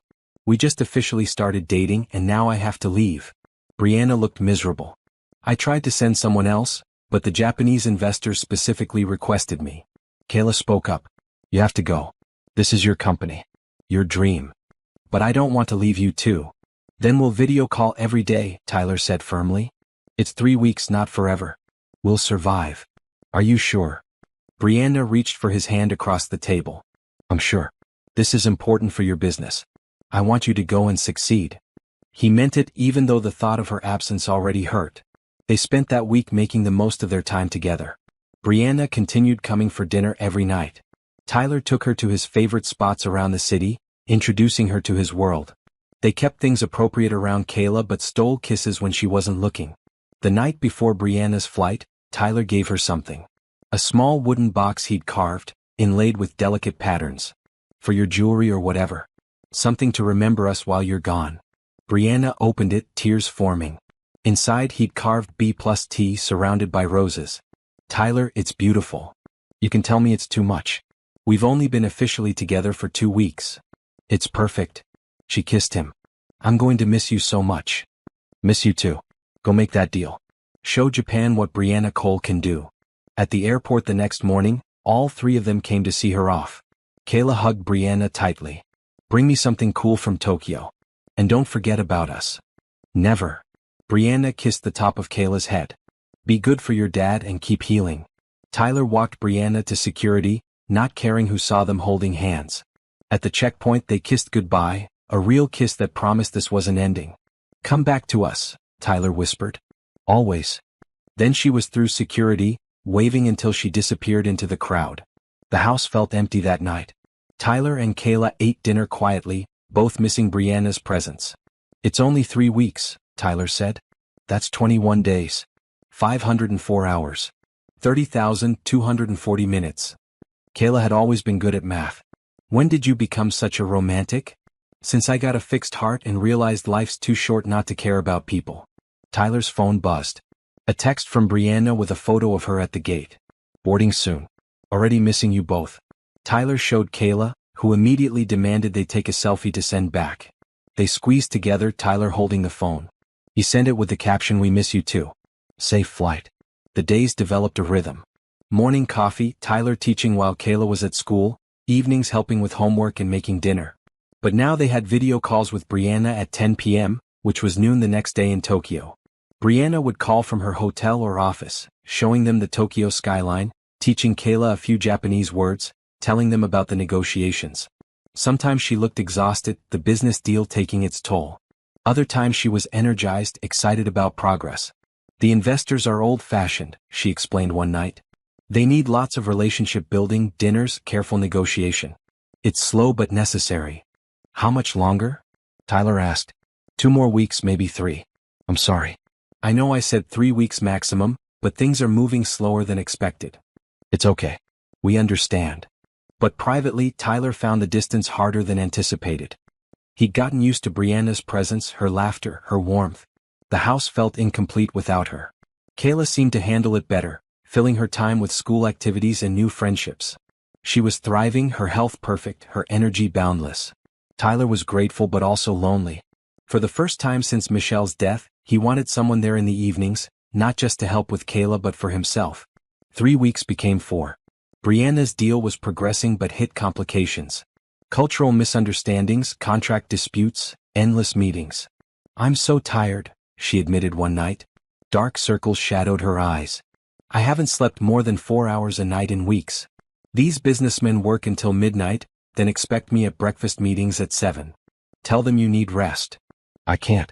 Not until this is signed. We're so close, Tyler. This deal will expand coal enterprises into Asia. It's everything I've worked toward. Your health matters more than any deal." "I know. I just need to push through a little longer." Tyler worried. Brianna was pushing herself too hard, the way she always had. It was part of why her company succeeded, but also why she'd been alone for so long. Work always came first. "Promise me you'll sleep tonight. At least 6 hours." "I promise. I love you, Tyler." "Love you too. So much." As Tyler watched Brianna's tired face on the screen, thousands of miles away, he wondered if love was always enough to bridge distance and ambition. What would you do if the person you loved was chasing their dreams across the ocean? Please subscribe and share your thoughts in the comments. Have you ever had to support someone from afar? Week 5 arrived. Brianna called with news. "The deal's done. Signed this morning. We did it." Relief flooded Tyler. "That's amazing. Congratulations." "Thank you. I'm booking a flight home for this weekend." "Finally." Kayla's been counting days. "So have I." Brianna smiled, the first genuine one Tyler had seen in weeks. "I can't wait to see you both. To be home." That Saturday, Tyler and Kayla went to the airport. Kayla held a welcome home sign she'd made, decorated with hearts and flowers. Tyler held coffee, knowing Brianna would be exhausted from the long flight. When she emerged from customs, pulling her luggage, Tyler's breath caught. She looked different. Thinner, more tired, but also triumphant. A woman who'd conquered mountains. Kayla ran to her, hugging her tightly. "You're back." "I'm back." Brianna hugged them both, eyes closed. "God, I missed you." They drove home, Kayla chattering about everything Brianna had missed. The school musical auditions, Kayla got a part, the Halloween party at Patrick's house, Tyler's new woodworking project. At the house, Brianna collapsed on the couch. "I'm so tired I could sleep for a week." "Then sleep. We're not going anywhere." Tyler covered her with a blanket. She fell asleep within minutes, holding Tyler's hand. Kayla curled up on the other end of the couch, content to just have Brianna nearby. Tyler watched them both, his daughter and his girlfriend, and felt complete. Whatever challenges lay ahead, they'd face them together. That night, after Kayla went to bed, Tyler and Brianna sat in the garden.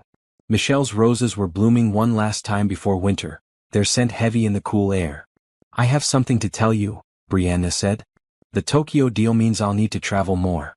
Maybe once a quarter, sometimes for weeks at a time. It's part of running an international company." Tyler had expected this. "I figured. Can you handle it? The travel?" "I think so. Especially knowing I have you and Kayla to come home to." She leaned against him. "But I want to make sure you're okay with it.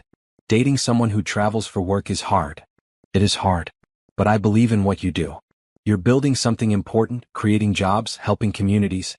I'd never ask you to give that up. Even if it means time apart? Even then. We'll make it work." Tyler kissed her temple. "Besides, absence makes the heart grow fonder, right? I think 5 weeks is enough fondness for a while." Brianna turned to face him. "Tyler, I need you to know. This company, everything I built, it doesn't mean anything if I'm alone. You and Kayla matter more than any business deal." "We know. And we're not going anywhere." They stayed in the garden until the stars came out, wrapped in each other's warmth. Inside, Kayla peeked out her window and smiled. Her family was together again. The next weeks were blissful. Brianna took time off work, spending days with Tyler and Kayla. They visited museums, saw movies, took a weekend trip to the mountains to see fall colors. One afternoon, they visited Michelle's grave. Tyler hadn't brought anyone there before, but it felt right to bring Brianna. They stood at the simple headstone, Tyler holding flowers. He introduced Brianna aloud, feeling only slightly silly. "Michelle, this is Brianna. She's been helping with Kayla and we're dating now. I think you'd like her." Kayla added, "She makes Dad happy, Mom. The way you used to. You said we should find happiness again and I think we have." Brianna didn't say anything, just placed her hand on the stone respectfully. Tyler appreciated her silence. Some moments didn't need words. Driving home, Kayla spoke from the back seat. "Do you think Mom's happy we're moving on?" "I think she is," Tyler said. "She loved us too much to want us stuck in grief forever." "Good. Because I really like Brianna. Not as a replacement for Mom, but as her own person. Is that okay?" "That's perfect, baby."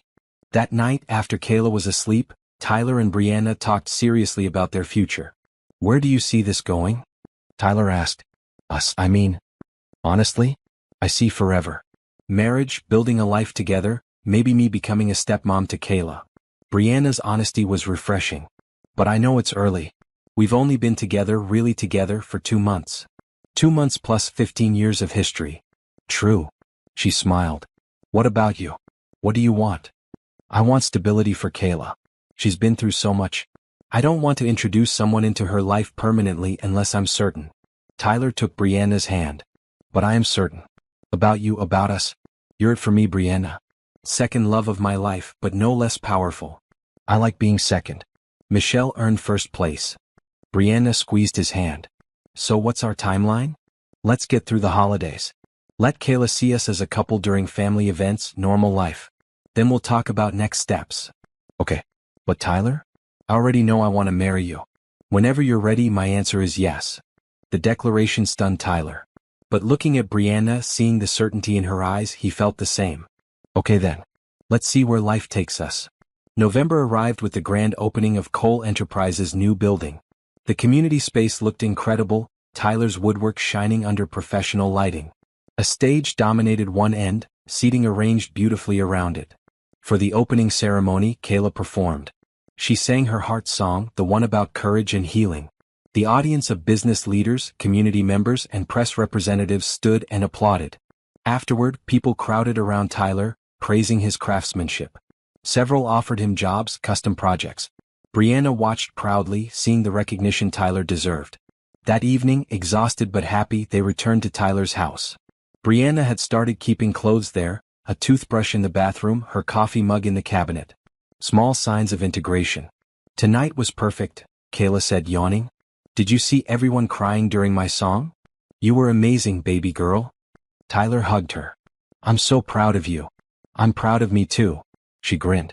"And Dad? I think it's time." "Time for what?" "Time for you to ask Brianna to move in. She's here every day anyway. Might as well make it official." Tyler looked at Brianna, who was blushing. "Kayla, that's not something kids decide." "Why not? It's my house too. And I vote yes. After Kayla went to bed, Tyler and Brianna sat on the couch, holding hands. She has a point, Brianna said carefully. I am here constantly. My apartment feels empty when I'm there. You want to move in? Eventually. Not yet, maybe. But I want to know it's a possibility. Tyler thought about it. His house still held Michelle's presence. Photos on the walls, her books on the shelves, her influence in every room. Could he share that space with someone new? But then again, Michelle was gone. The house was for the living. And Brianna, Kayla, and Tyler were very much alive. Ask me again in January. After the holidays, when we've been together 6 months. If we still feel this way, let's do it. Okay. January it is. They sealed the promise with a kiss, both knowing they were building towards something permanent. Outside, the first snow of winter began to fall. Inside, new family was forming, built on love, loss, and the courage to try again. Thanksgiving came quickly. Tyler, Kayla, and Brianna spent it with Tyler's parents. His mother fussed over Brianna, asking about her business and travel plans. His father grilled Tyler privately about whether he was serious about this relationship. She's wonderful, son. But she travels a lot. That'll be hard on you and Kayla. I know, Dad. But some people are worth the challenge. Your mother and I like her. Just wanted to make sure you're thinking clearly. I am. For the first time in 2 years, I'm thinking about the future instead of just surviving today. Christmas preparations followed. Tyler and Kayla decorated the house, pulling out ornaments Michelle had collected over the years. Some hurt to hang, reminders of happier times. Others brought smiles, memories of Christmases past. Brianna joined them, sensitive about Michelle's presence in the traditions. If this is too much, I can go. Stay, Kayla said firmly. We want you here. Mom would too. They strung lights, baked cookies, and watched holiday movies. It felt different from previous years, but not bad. Just new, evolving. Tyler bought Brianna a necklace, a simple pendant with 3 stones. Kayla helped pick it out. What do the 3 stones mean? She'd asked at the jewelry store. Past, present, and future.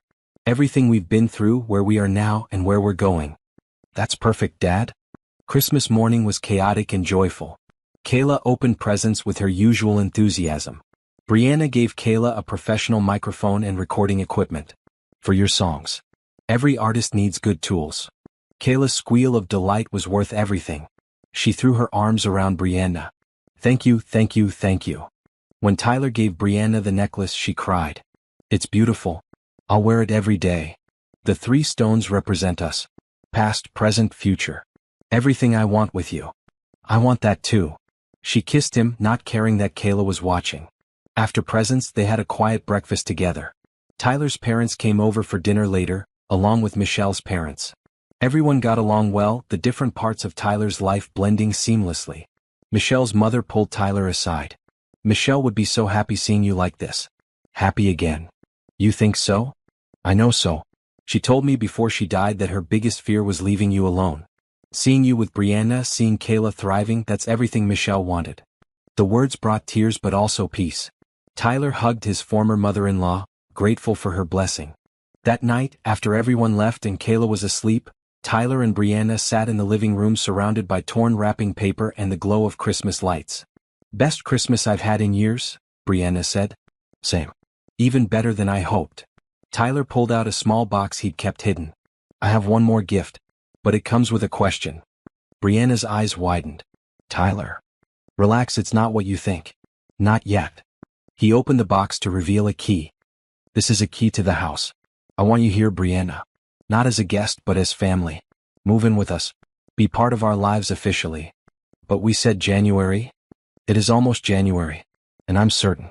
Completely certain. So what do you say? Brianna took the key, tears streaming down her face. Yes. Absolutely yes. They kissed, sweet and deep, sealing the commitment. When they pulled apart, Kayla's voice came from the stairs. Finally. I've been waiting for you two to figure this out. Were you spying? Tyler asked. Obviously. This is exciting. Kayla came down, hugging them both. Brianna, you're really moving in? If that's okay with you. It's more than okay. It's perfect. They spent the rest of the night planning. Brianna would keep her apartment for now, use it as an office when needed, but live primarily at the house. She'd move her personal things over the next few weeks. January brought new beginnings. Brianna's belongings slowly filled empty spaces. Her books on the shelves, her coffee maker in the kitchen, her clothes in the closet. Tyler had worried it would feel like erasing Michelle, but instead it felt like honoring her wish that they move forward. Kayla helped Brianna arrange her room, the guest room that had sat empty since Michelle died. This can be your office when you work from home. And you can put all your business stuff here. What about when you have friends stay over? They can use the couch. This is more important. The house came alive again. Laughter filled rooms that had been silent. Music played during cooking. Weekend mornings meant pancakes and chaos instead of quiet loneliness. Tyler's students noticed the change in him. "Mr. Bennett, you seem happy," one girl observed during class. "I'm happy. Sometimes life gives you second chances." "That's nice. My mom says second chances are gifts." "Your mom is wise." Patrick visited one Saturday, ostensibly to see Tyler's latest woodworking project but really to check on the living situation. "So she's really moved in? This is serious." "Very serious." Tyler sanded a cabinet door. "I'm going to propose soon. Maybe in a few months." "Good. It's about time you had happiness again." Patrick clapped his shoulder. "Michelle would approve." "Everyone keeps saying that." "Because it's true. You loved Michelle completely and she loved you. But she's gone, man.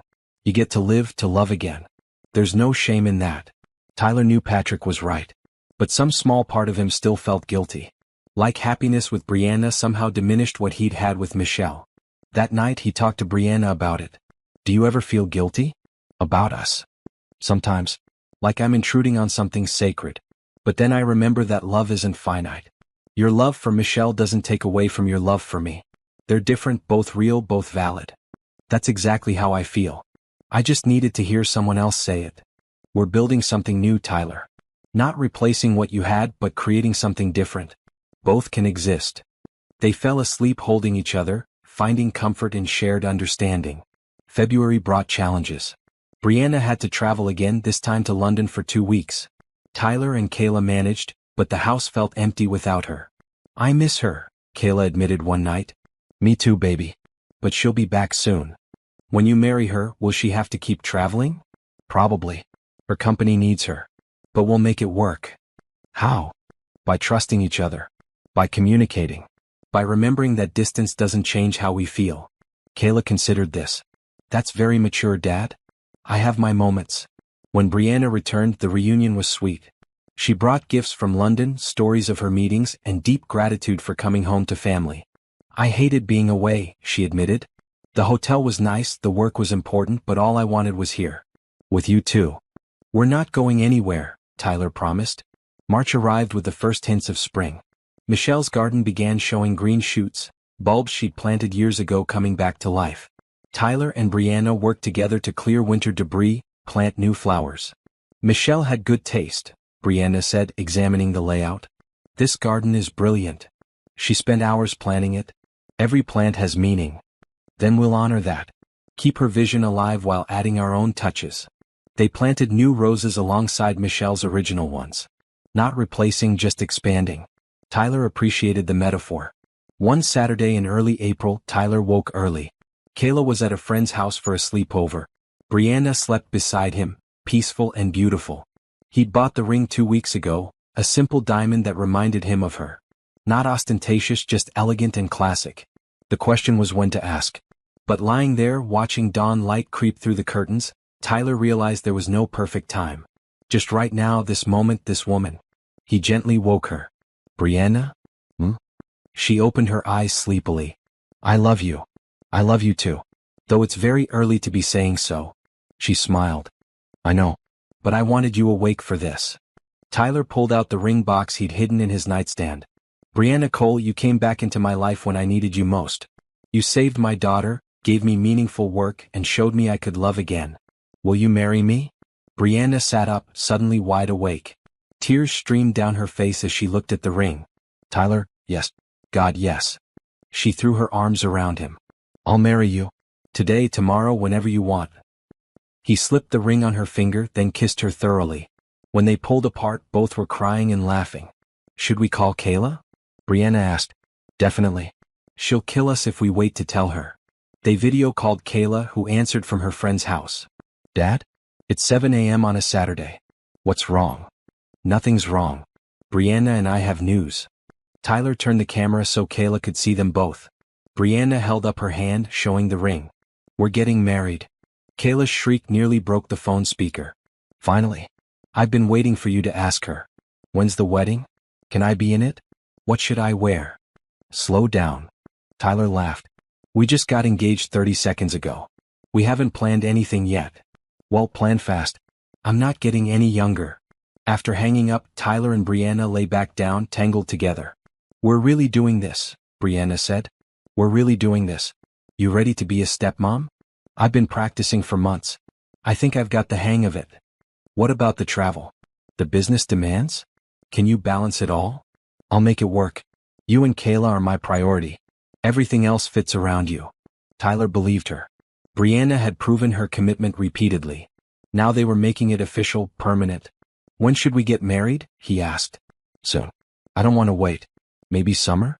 Give us time to plan, but not so long we second-guess ourselves." "June? That's only 2 months away." "Perfect. June in Michelle's garden. Small ceremony, just family and close friends." Tyler pictured it. The roses would be blooming. The oak tree would provide shade. Michelle's presence would bless the day instead of haunting it. "Okay, June it is." They spent the rest of the day making plans. Called family to share the news. Tyler's mother cried happy tears. Brianna's mother expressed relief that her daughter had finally found happiness. When Kayla came home that afternoon, she immediately started planning. "I'll sing at the ceremony. And we need flowers, lots of flowers. And what about the cake? Can I help pick it?" "Yes to all of that," Brianna said. "This is a family event. Your input matters." That night, the three of them sat in the garden, surrounded by early spring blooms. Kayla talked excitedly about wedding plans while Tyler and Brianna held hands. "This is going to be the best wedding ever," Kayla declared. Tyler looked at his daughter, healthy and happy. At Brianna, the woman who'd changed everything. At the garden his late wife had created, now sheltering new love. "Yeah," he agreed. "I think it will be." Life had brought him full circle. From love to loss to love again. From heartbreak to healing. From darkness to light. And standing there in Michelle's garden with his new family, Tyler Bennett finally felt complete. Wedding planning took over their lives. Brianna wanted simple and meaningful, which Tyler appreciated. No elaborate ceremony, no hundreds of guests. Just family, close friends, and heartfelt vows. They decided on June 15th, a Saturday. The backyard garden would be perfect by then, roses in full bloom. Kayla threw herself into helping, designing invitations and planning the menu. "Can we have a chocolate fountain?" she asked one evening over dinner. "At a wedding?" Tyler raised his eyebrows. "Why not? Everyone loves chocolate fountains." "Your dad's right," Brianna said. "Maybe we save the chocolate fountain for your birthday instead." "Fine. But I still think it would be cool." The first challenge was meeting extended family. Tyler's parents had met Brianna, but his sister Rachel lived 2 hours away and hadn't visited yet. She planned to come the last weekend of April with her husband and 2 kids. "Rachel can be protective," Tyler warned Brianna. "She grilled Michelle for hours when we first got engaged." "I can handle protective. I survived Japanese business negotiations. I can handle your sister." Rachel arrived on Saturday morning with her family. Her husband Mark was quiet and friendly. Their kids, 8 and 6, immediately bonded with Kayla, who took them to her room to play. Rachel hugged Tyler, then studied Brianna openly. "So you're the famous Brianna. I've heard stories. All good, I hope. Some good, some concerning. Like how you disappeared on my brother 15 years ago." Rachel's tone was pleasant but firm. "Rachel," Tyler warned. "It's okay." Brianna met Rachel's eyes. "You're right to question. I hurt Tyler badly. My father threatened to destroy his scholarship if I didn't leave, and I was too young and scared to fight back. I've regretted it for 15 years. Rachel's expression softened slightly. "And now? Now I'm not scared anymore. I love your brother completely. I love Kayla like she's my own. I'm not going anywhere." "Good. Because if you hurt him again you'll answer to me." "Fair enough." After that confrontation, Rachel relaxed. They spent the day together, Rachel sharing embarrassing childhood stories about Tyler while Brianna laughed. "He used to collect rocks," Rachel revealed. "Had hundreds of them, labeled and organized by type." "I was into geology," Tyler protested. "You were a nerd. It's okay to admit it." That evening, after the kids were in bed, Rachel pulled Tyler aside. "She's good for you. I see it in your eyes. You're happy again. I am. Michelle would approve. She was always worried you'd be alone after she died. Everyone keeps saying that. Did Michelle tell all of you to make sure I moved on? Pretty much. She made me promise to kick your butt if you became a hermit. Rachel hugged him. I'm glad she found you, Tyler. Both of them. Michelle then Brianna now. You deserve love. The next family hurdle was Michelle's parents. They'd been kind about Tyler and Brianna, but Tyler still worried. He invited them for dinner the following week. Michelle's mother, Patricia, arrived with photo albums. I thought Brianna might want to see Michelle. Understand who Kayla's mother was. Tyler tensed, but Brianna welcomed the albums. They sat together on the couch while Patricia showed pictures. Michelle as a child, a teenager, a young woman. Her and Tyler's wedding day. Kayla's baby pictures. She was beautiful, Brianna said sincerely. Inside and out. She loved Tyler and Kayla more than anything. Patricia touched one photo. When she got sick, her only concern was them. She made me promise to help Tyler to make sure Kayla remembered her. I'll make sure Kayla knows her mother, Brianna said. I'm not trying to replace Michelle. Just add to Kayla's life. Patricia wiped her eyes.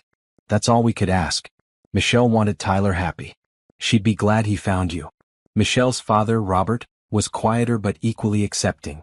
You're marrying into a family that still loves Michelle. Can you handle that? I expect nothing less. Michelle was Kayla's mother, Tyler's first wife. She'll always be part of this family. I'm honored to join that legacy. Robert nodded approvingly. Then welcome. After they left, Tyler held Brianna close. That couldn't have been easy. It was actually beautiful. Seeing how much they loved Michelle, knowing they accept me, it feels right. Brianna looked at the photo album Patricia had left. I'm not threatened by Michelle's memory. I'm grateful for it. She shaped Kayla, loved you, created the foundation of this family. I get to build on that. You're incredible, you know that? I'm just honest. Life's too short for jealousy or insecurity. The next weekend, Brianna's mother visited. Diane Cole was elegant and formidable, a businesswoman in her own right. She'd been skeptical about Brianna's relationship at first but agreed to meet Tyler and Kayla. They had brunch at a nice restaurant downtown. Diane asked Tyler about his teaching, his carpentry, his plans for supporting Brianna's busy career. I know my daughter. She works constantly, travels frequently. How will you handle that? By trusting her and staying flexible. I knew what I was signing up for when we got back together. And Kayla? She's been through so much. How do you protect her while managing a relationship? Kayla's strong.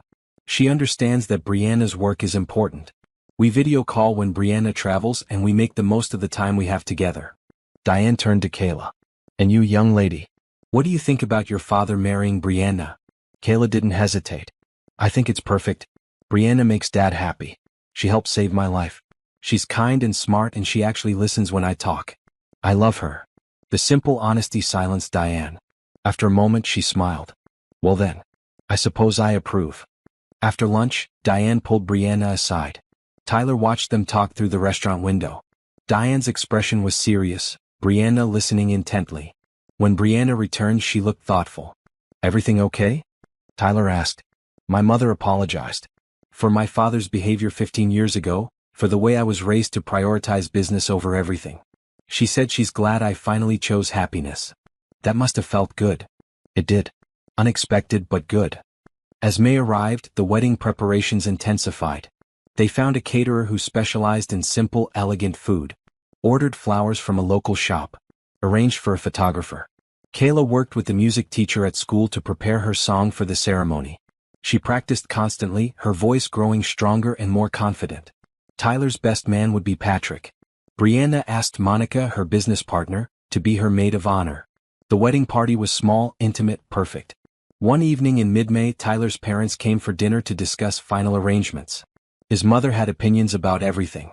You should have assigned seating, Tyler. People get confused without it. Mom, there's going to be 20 people. I think they can figure it out.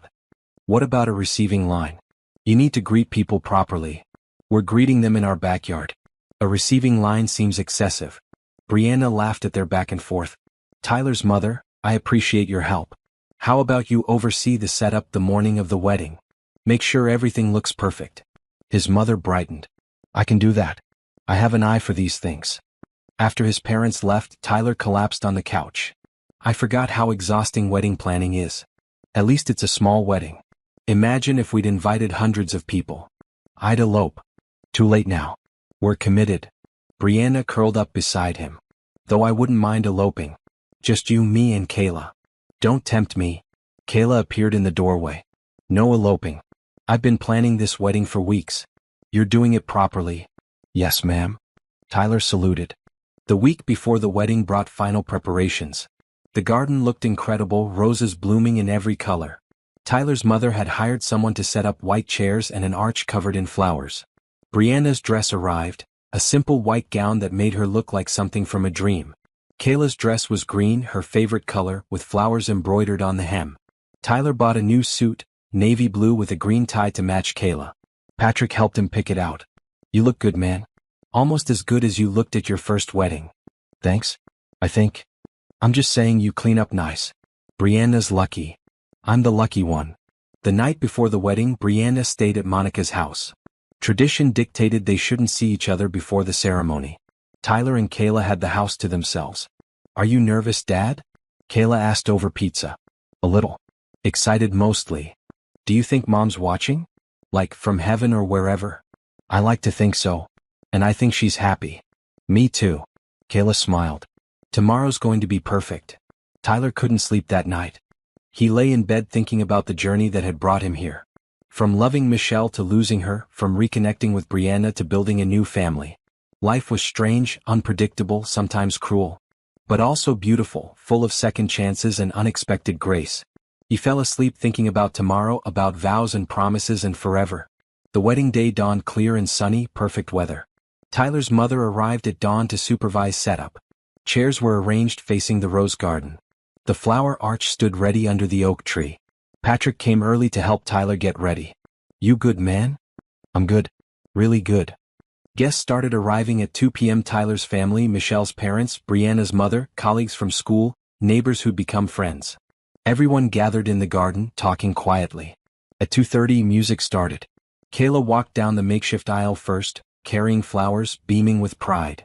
She took her place beside the arch. Then Brianna appeared. She walked alone, no one giving her away. She didn't belong to anyone but herself, choosing Tyler freely and completely. She was beautiful. The simple white dress, her hair loose, the necklace Tyler had given her at Christmas. But more than her appearance, the joy radiating from her took his breath away. Tyler waited under the arch, Patrick beside him. When Brianna reached him, she took his hands. Hi, she whispered. Hi, he whispered back. Patrick's friend, a judge, officiated. His words were simple and perfect. We gather today to celebrate love. Not just the love between Tyler and Brianna, but the love of family, of community, of new beginnings built on foundations of loss and hope. Tyler barely heard the formal parts. He was focused on Brianna, on the way she looked at him, on the promise of their future. When it came time for vows, Tyler spoke first. Brianna, 15 years ago, I loved you completely. Then I lost you and thought that love was gone forever. But love doesn't disappear. It transforms, grows, finds new expression. Today I stand here, older and hopefully wiser, grateful for the journey that brought us back together. You saved my daughter's life. You gave me hope when I'd forgotten what it felt like. You showed me that hearts, like Kayla's, can be broken and repaired, stronger than before. I promise to love you, support your dreams, be patient with the distance your work requires, and build a life with you and Kayla that honors the past while embracing the future. I love you, Brianna Cole. Today, tomorrow, and all the days we're given.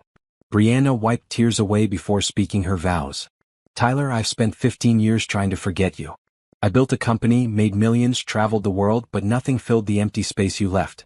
When I came back, I told myself it was just to see you, to get closure. Instead, I found home. You and Kayla gave me something I'd never had, family. Not the kind you're born into, but the kind you choose, build, nurture. I promise to love Kayla like my own, to be present even when work takes me away, to communicate honestly, and to never again let fear keep us apart. I promise to honor Michelle's memory and the life you built with her, because that love created the man standing before me. I love you, Tyler Bennett. You are my second chance, my home, my forever. There wasn't a dry eye in the garden. Even Patrick was crying. The judge smiled. By the power vested in me, I now pronounce you husband and wife. Tyler, you may kiss your bride. Tyler pulled Brianna close and kissed her as everyone cheered. Kayla rushed forward, hugging them both. We're a real family now, she said. We were always a real family, Brianna replied. Now it's just official. The reception was casual and joyful. They ate good food, cut a simple cake, and danced on the grass. Kayla sang her heart song, bringing everyone to tears again. As the sun set, Tyler and Brianna stood together under the oak tree, watching their families mingle. Best day of my life, Brianna said. Mine too. Tyler kissed her forehead. Though marrying Michelle was also the best day. Is it okay to have two best days? More than okay. Both were beginnings, just different chapters of your life. They danced under the stars as night fell, surrounded by love and hope and the sweet scent of roses. Kayla watched from the porch, satisfaction warming her chest. She'd done it. Saved her dad from loneliness, gained a stepmother who truly cared, created a family from loss. Her mom would be proud. As if sensing her thoughts, Tyler and Brianna looked over at her. They beckoned her to join them on the makeshift dance floor. The three of them danced together, a family united by love, loss, and the courage to try again. And in the garden Michelle had created, amid the roses she'd planted with such care, new life bloomed. Different than before, but no less beautiful. Perfect in its imperfection, its blending of past and present, its promise of tomorrow. The honeymoon was short, just a long weekend in the mountains. Brianna had obligations she couldn't postpone, and Tyler didn't want to leave Kayla for too long. They stayed at a cabin overlooking a lake, spending days hiking and nights stargazing. This is perfect, Brianna said one evening. They sat on the deck, wrapped in blankets against the cool June air. Small and simple like us. Speak for yourself. I'm very complicated. She laughed. Tyler pulled her closer. Complicated and perfect. They returned home Monday evening to find Kayla and Tyler's mother had made a welcome home banner. The house smelled like fresh cookies. Welcome back, married people, Kayla announced. How was the honeymoon? Beautiful. How was staying with Grandma? She made me clean my room twice. I'm glad you're back. Tyler's mother just smiled. Someone has to maintain standards. Life settled into a new rhythm. Brianna worked from her home office most days, traveling only when necessary. Tyler returned to teaching, energized by his happiness. Kayla thrived in school, her health perfect, her confidence soaring. The first real test came in July when Brianna had to travel to Singapore for 3 weeks. Tyler supported her decision, but saying goodbye was hard. I'll call every day, she promised. We know. Just be safe and don't work yourself to death. Yes, sir. She saluted playfully, then kissed him. I love you, Tyler Bennett. Love you too, Brianna Bennett. The name still sounded new, wonderful. Brianna had taken his name, something Tyler hadn't expected. You're building an empire. I thought you'd keep Cole. Cole Enterprises still exists. But personally, I'm Brianna Bennett now. I like how it sounds. Those 3 weeks were difficult but manageable. Video calls kept them connected. Kayla showed Brianna her latest artwork. Tyler shared funny stories from his summer school class. Brianna told them about Singapore's culture, the food, the beautiful gardens. When she returned, the reunion was sweet. They picked her up at the airport, Kayla running to hug her while Tyler followed more slowly, savoring the moment. Missed you, he murmured against her hair. Missed you more. Impossible. August brought a surprise. Brianna's foundation had been doing so well that she decided to expand. She hired a director to handle day-to-day operations, reducing her own workload. I don't want to miss Kayla growing up, she explained over dinner. Or miss time with you. The foundation can run without me micromanaging everything. Are you sure? You built this from nothing. Exactly. It's strong enough to grow without me hovering. I'll still be involved, just not consumed by it. The change was immediate. Brianna had more time for family dinners, for helping Kayla with homework, for date nights with Tyler. She looked lighter, happier, more present. In September, school started. Kayla entered 7th grade, more confident than ever. She joined the choir, tried out for soccer, made new friends. Her surgery scar had faded to a thin line she wore proudly. It reminds me I'm strong, she told Tyler. That I survived something hard. Tyler's classroom filled with new students. He introduced them to history with passion, making the past come alive. Several times, students stayed after class asking questions, drawn by his genuine enthusiasm. Patrick teased him. You're like a new man. The power of love or whatever. Or whatever. Very romantic, Pat. Hey, I'm a math teacher. Romance isn't my specialty. In October, the Cole Medical Foundation held a gala fundraiser. Brianna insisted Tyler and Kayla attend. Kayla wore a beautiful blue dress, excited to see the organization that had saved her life. At the event, Brianna gave a speech about the foundation's impact. She mentioned Kayla specifically, calling her up to the stage. "This is Kayla Bennett. A year ago, she needed life-saving heart surgery her family couldn't afford. The foundation covered every expense. Today she's healthy, thriving, living proof of why this work matters." Kayla spoke into the microphone, surprisingly composed. "Thank you to everyone who donates to this foundation. You didn't just save my life. You saved my dad from having to choose between his daughter and financial ruin. You gave us hope when we had none.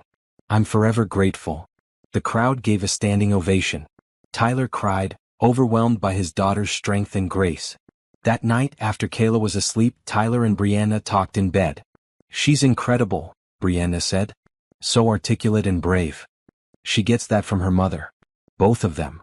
Tyler kissed Brianna's forehead. "Thank you for giving her that platform. She deserved recognition. And the foundation needed a face, a reminder of why we do this work." November brought Thanksgiving again. This year they hosted at their house. Tyler's family, Michelle's parents, Brianna's mother, Patrick and his family, all crowded around the dining table and extra card tables set up in the living room. The noise was beautiful, chaotic, perfect.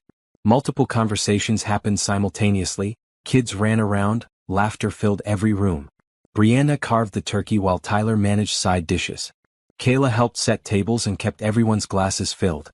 Before eating, Tyler's father called for silence. "I'd like to say something. A year ago, Tyler and Kayla were facing impossible circumstances. Kayla was dying, Tyler was drowning, and hope seemed far away. Today we're gathered in abundance. Kayla is healthy. Tyler is happy. Our family has grown to include Brianna, who's proven herself kind, generous, and worthy of our love. I'm grateful for second chances, for medical miracles, for love that persists through grief. Let's eat." Everyone raised their glasses in agreement, then dove into the meal. After dinner, Tyler found himself in the garden with Michelle's father. Robert looked at the roses, now dormant for winter but still beautiful.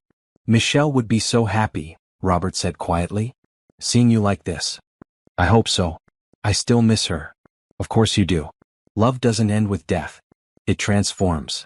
Robert put his hand on Tyler's shoulder. "But life is for the living, son.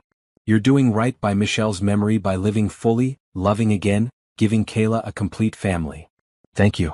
That means a lot." Inside, Brianna and Kayla were teaching Diane how to play a card game. The three of them laughed at Diane's competitive streak, her determination to win at everything. Tyler watched through the window, his heart full. This was family. Messy, complicated, built from love and loss and persistence. December brought holiday preparations. They decorated together, blending Tyler's traditions with Brianna's. The house sparkled with lights and greenery. On Christmas Eve, Brianna surprised them with a trip. "Pack bags for a week. We're going somewhere special." "Where?" Kayla demanded. "It's a surprise. Trust me." They flew to a beach resort in the Caribbean. Warm sand, clear water, palm trees swaying in gentle breezes. For a week, they played in the waves, built sandcastles, watched sunsets that painted the sky impossible colors. "This is the best Christmas ever," Kayla declared, floating in the ocean. "Agreed," Tyler said. He looked at Brianna, who was reading under an umbrella. "Though any Christmas with you would be the best." "Sappy," Kayla said, splashing him. On New Year's Eve, they stood on the beach watching fireworks over the ocean. Kayla had fallen asleep in their hotel room, exhausted from a day of activities. "Happy New Year," Brianna said as midnight approached. "Happy New Year." Tyler kissed her as fireworks exploded overhead, brilliant and beautiful. "What do you want for this year?" she asked. "More of this. Family, health, love. Simple things that matter." "Simple things that matter," Brianna repeated. "I like that." As the new year began, they made a list of goals. Tyler wanted to write a history curriculum for advanced students. Brianna wanted to open 3 more regional coal enterprises offices. Kayla wanted to write an entire album of songs. They supported each other's dreams while building their shared life. January brought Tyler's vice principal promotion, recognition for his years of dedicated teaching. The raise helped financially, easing stress about future expenses. Brianna's company continued expanding, her reduced involvement proving wise. The new director ran things smoothly, calling Brianna only for major decisions. Kayla's album project consumed her free time. She wrote songs about everything: Her surgery, her mother's memory, her father's love, her stepmother's kindness. Her voice grew stronger with practice, mature beyond her years. In February, on the anniversary of Kayla's surgery, they visited Dr. Johnson for a checkup. The surgeon smiled seeing Kayla's healthy glow. "Your heart is perfect, strong and healed. I couldn't ask for better results." "Thank you for saving my life," Kayla said sincerely. "That's what I do. But you did the hard part. You survived, recovered, thrived." Dr. Johnson signed the discharge papers. "You don't need to see me anymore. Just regular checkups with your normal doctor." The news felt like closure, the final chapter of that difficult year closing. That evening they celebrated at Kayla's favorite restaurant. Afterward, sitting in the garden despite the February chill, they reflected. "A year ago I thought I'd lose you," Tyler told Kayla. "Today you're perfectly healthy, happy, creating art. It's a miracle." It wasn't just miracle. It was Brianna. Kayla looked at her stepmother. "You saved me. Everything good in our life started when you came back." Brianna hugged Kayla. "You saved me too. Both of you. I was successful but lonely, accomplished but empty. You gave me family, purpose, love. That's everything." They sat together as stars emerged, three people bound by love and circumstance and choice. Spring arrived, bringing new growth to Michelle's garden. The roses bloomed spectacularly, more beautiful than Tyler remembered. He and Brianna spent weekends gardening, planting new varieties alongside the original ones. "It's perfect," Brianna said, surveying their work. "A living memorial that keeps growing." "Like us," Tyler observed. "Like us," she agreed. In April, Kayla's school held its spring concert. She performed 3 of her original songs, her voice clear and powerful. The audience gave her a standing ovation. After the concert, several parents approached Tyler and Brianna. "Your daughter is incredibly talented. Has she considered recording professionally? She's 13. Let's focus on school for now." But the seed was planted. Kayla's talent was undeniable. The question was how to nurture it without overwhelming her. That night they discussed it as a family. "I don't want to be famous," Kayla said. "I just want to write songs and share them. Fame seems exhausting." "Then we keep it small," Brianna suggested. "Maybe record an album just for friends and family. Let you create without pressure."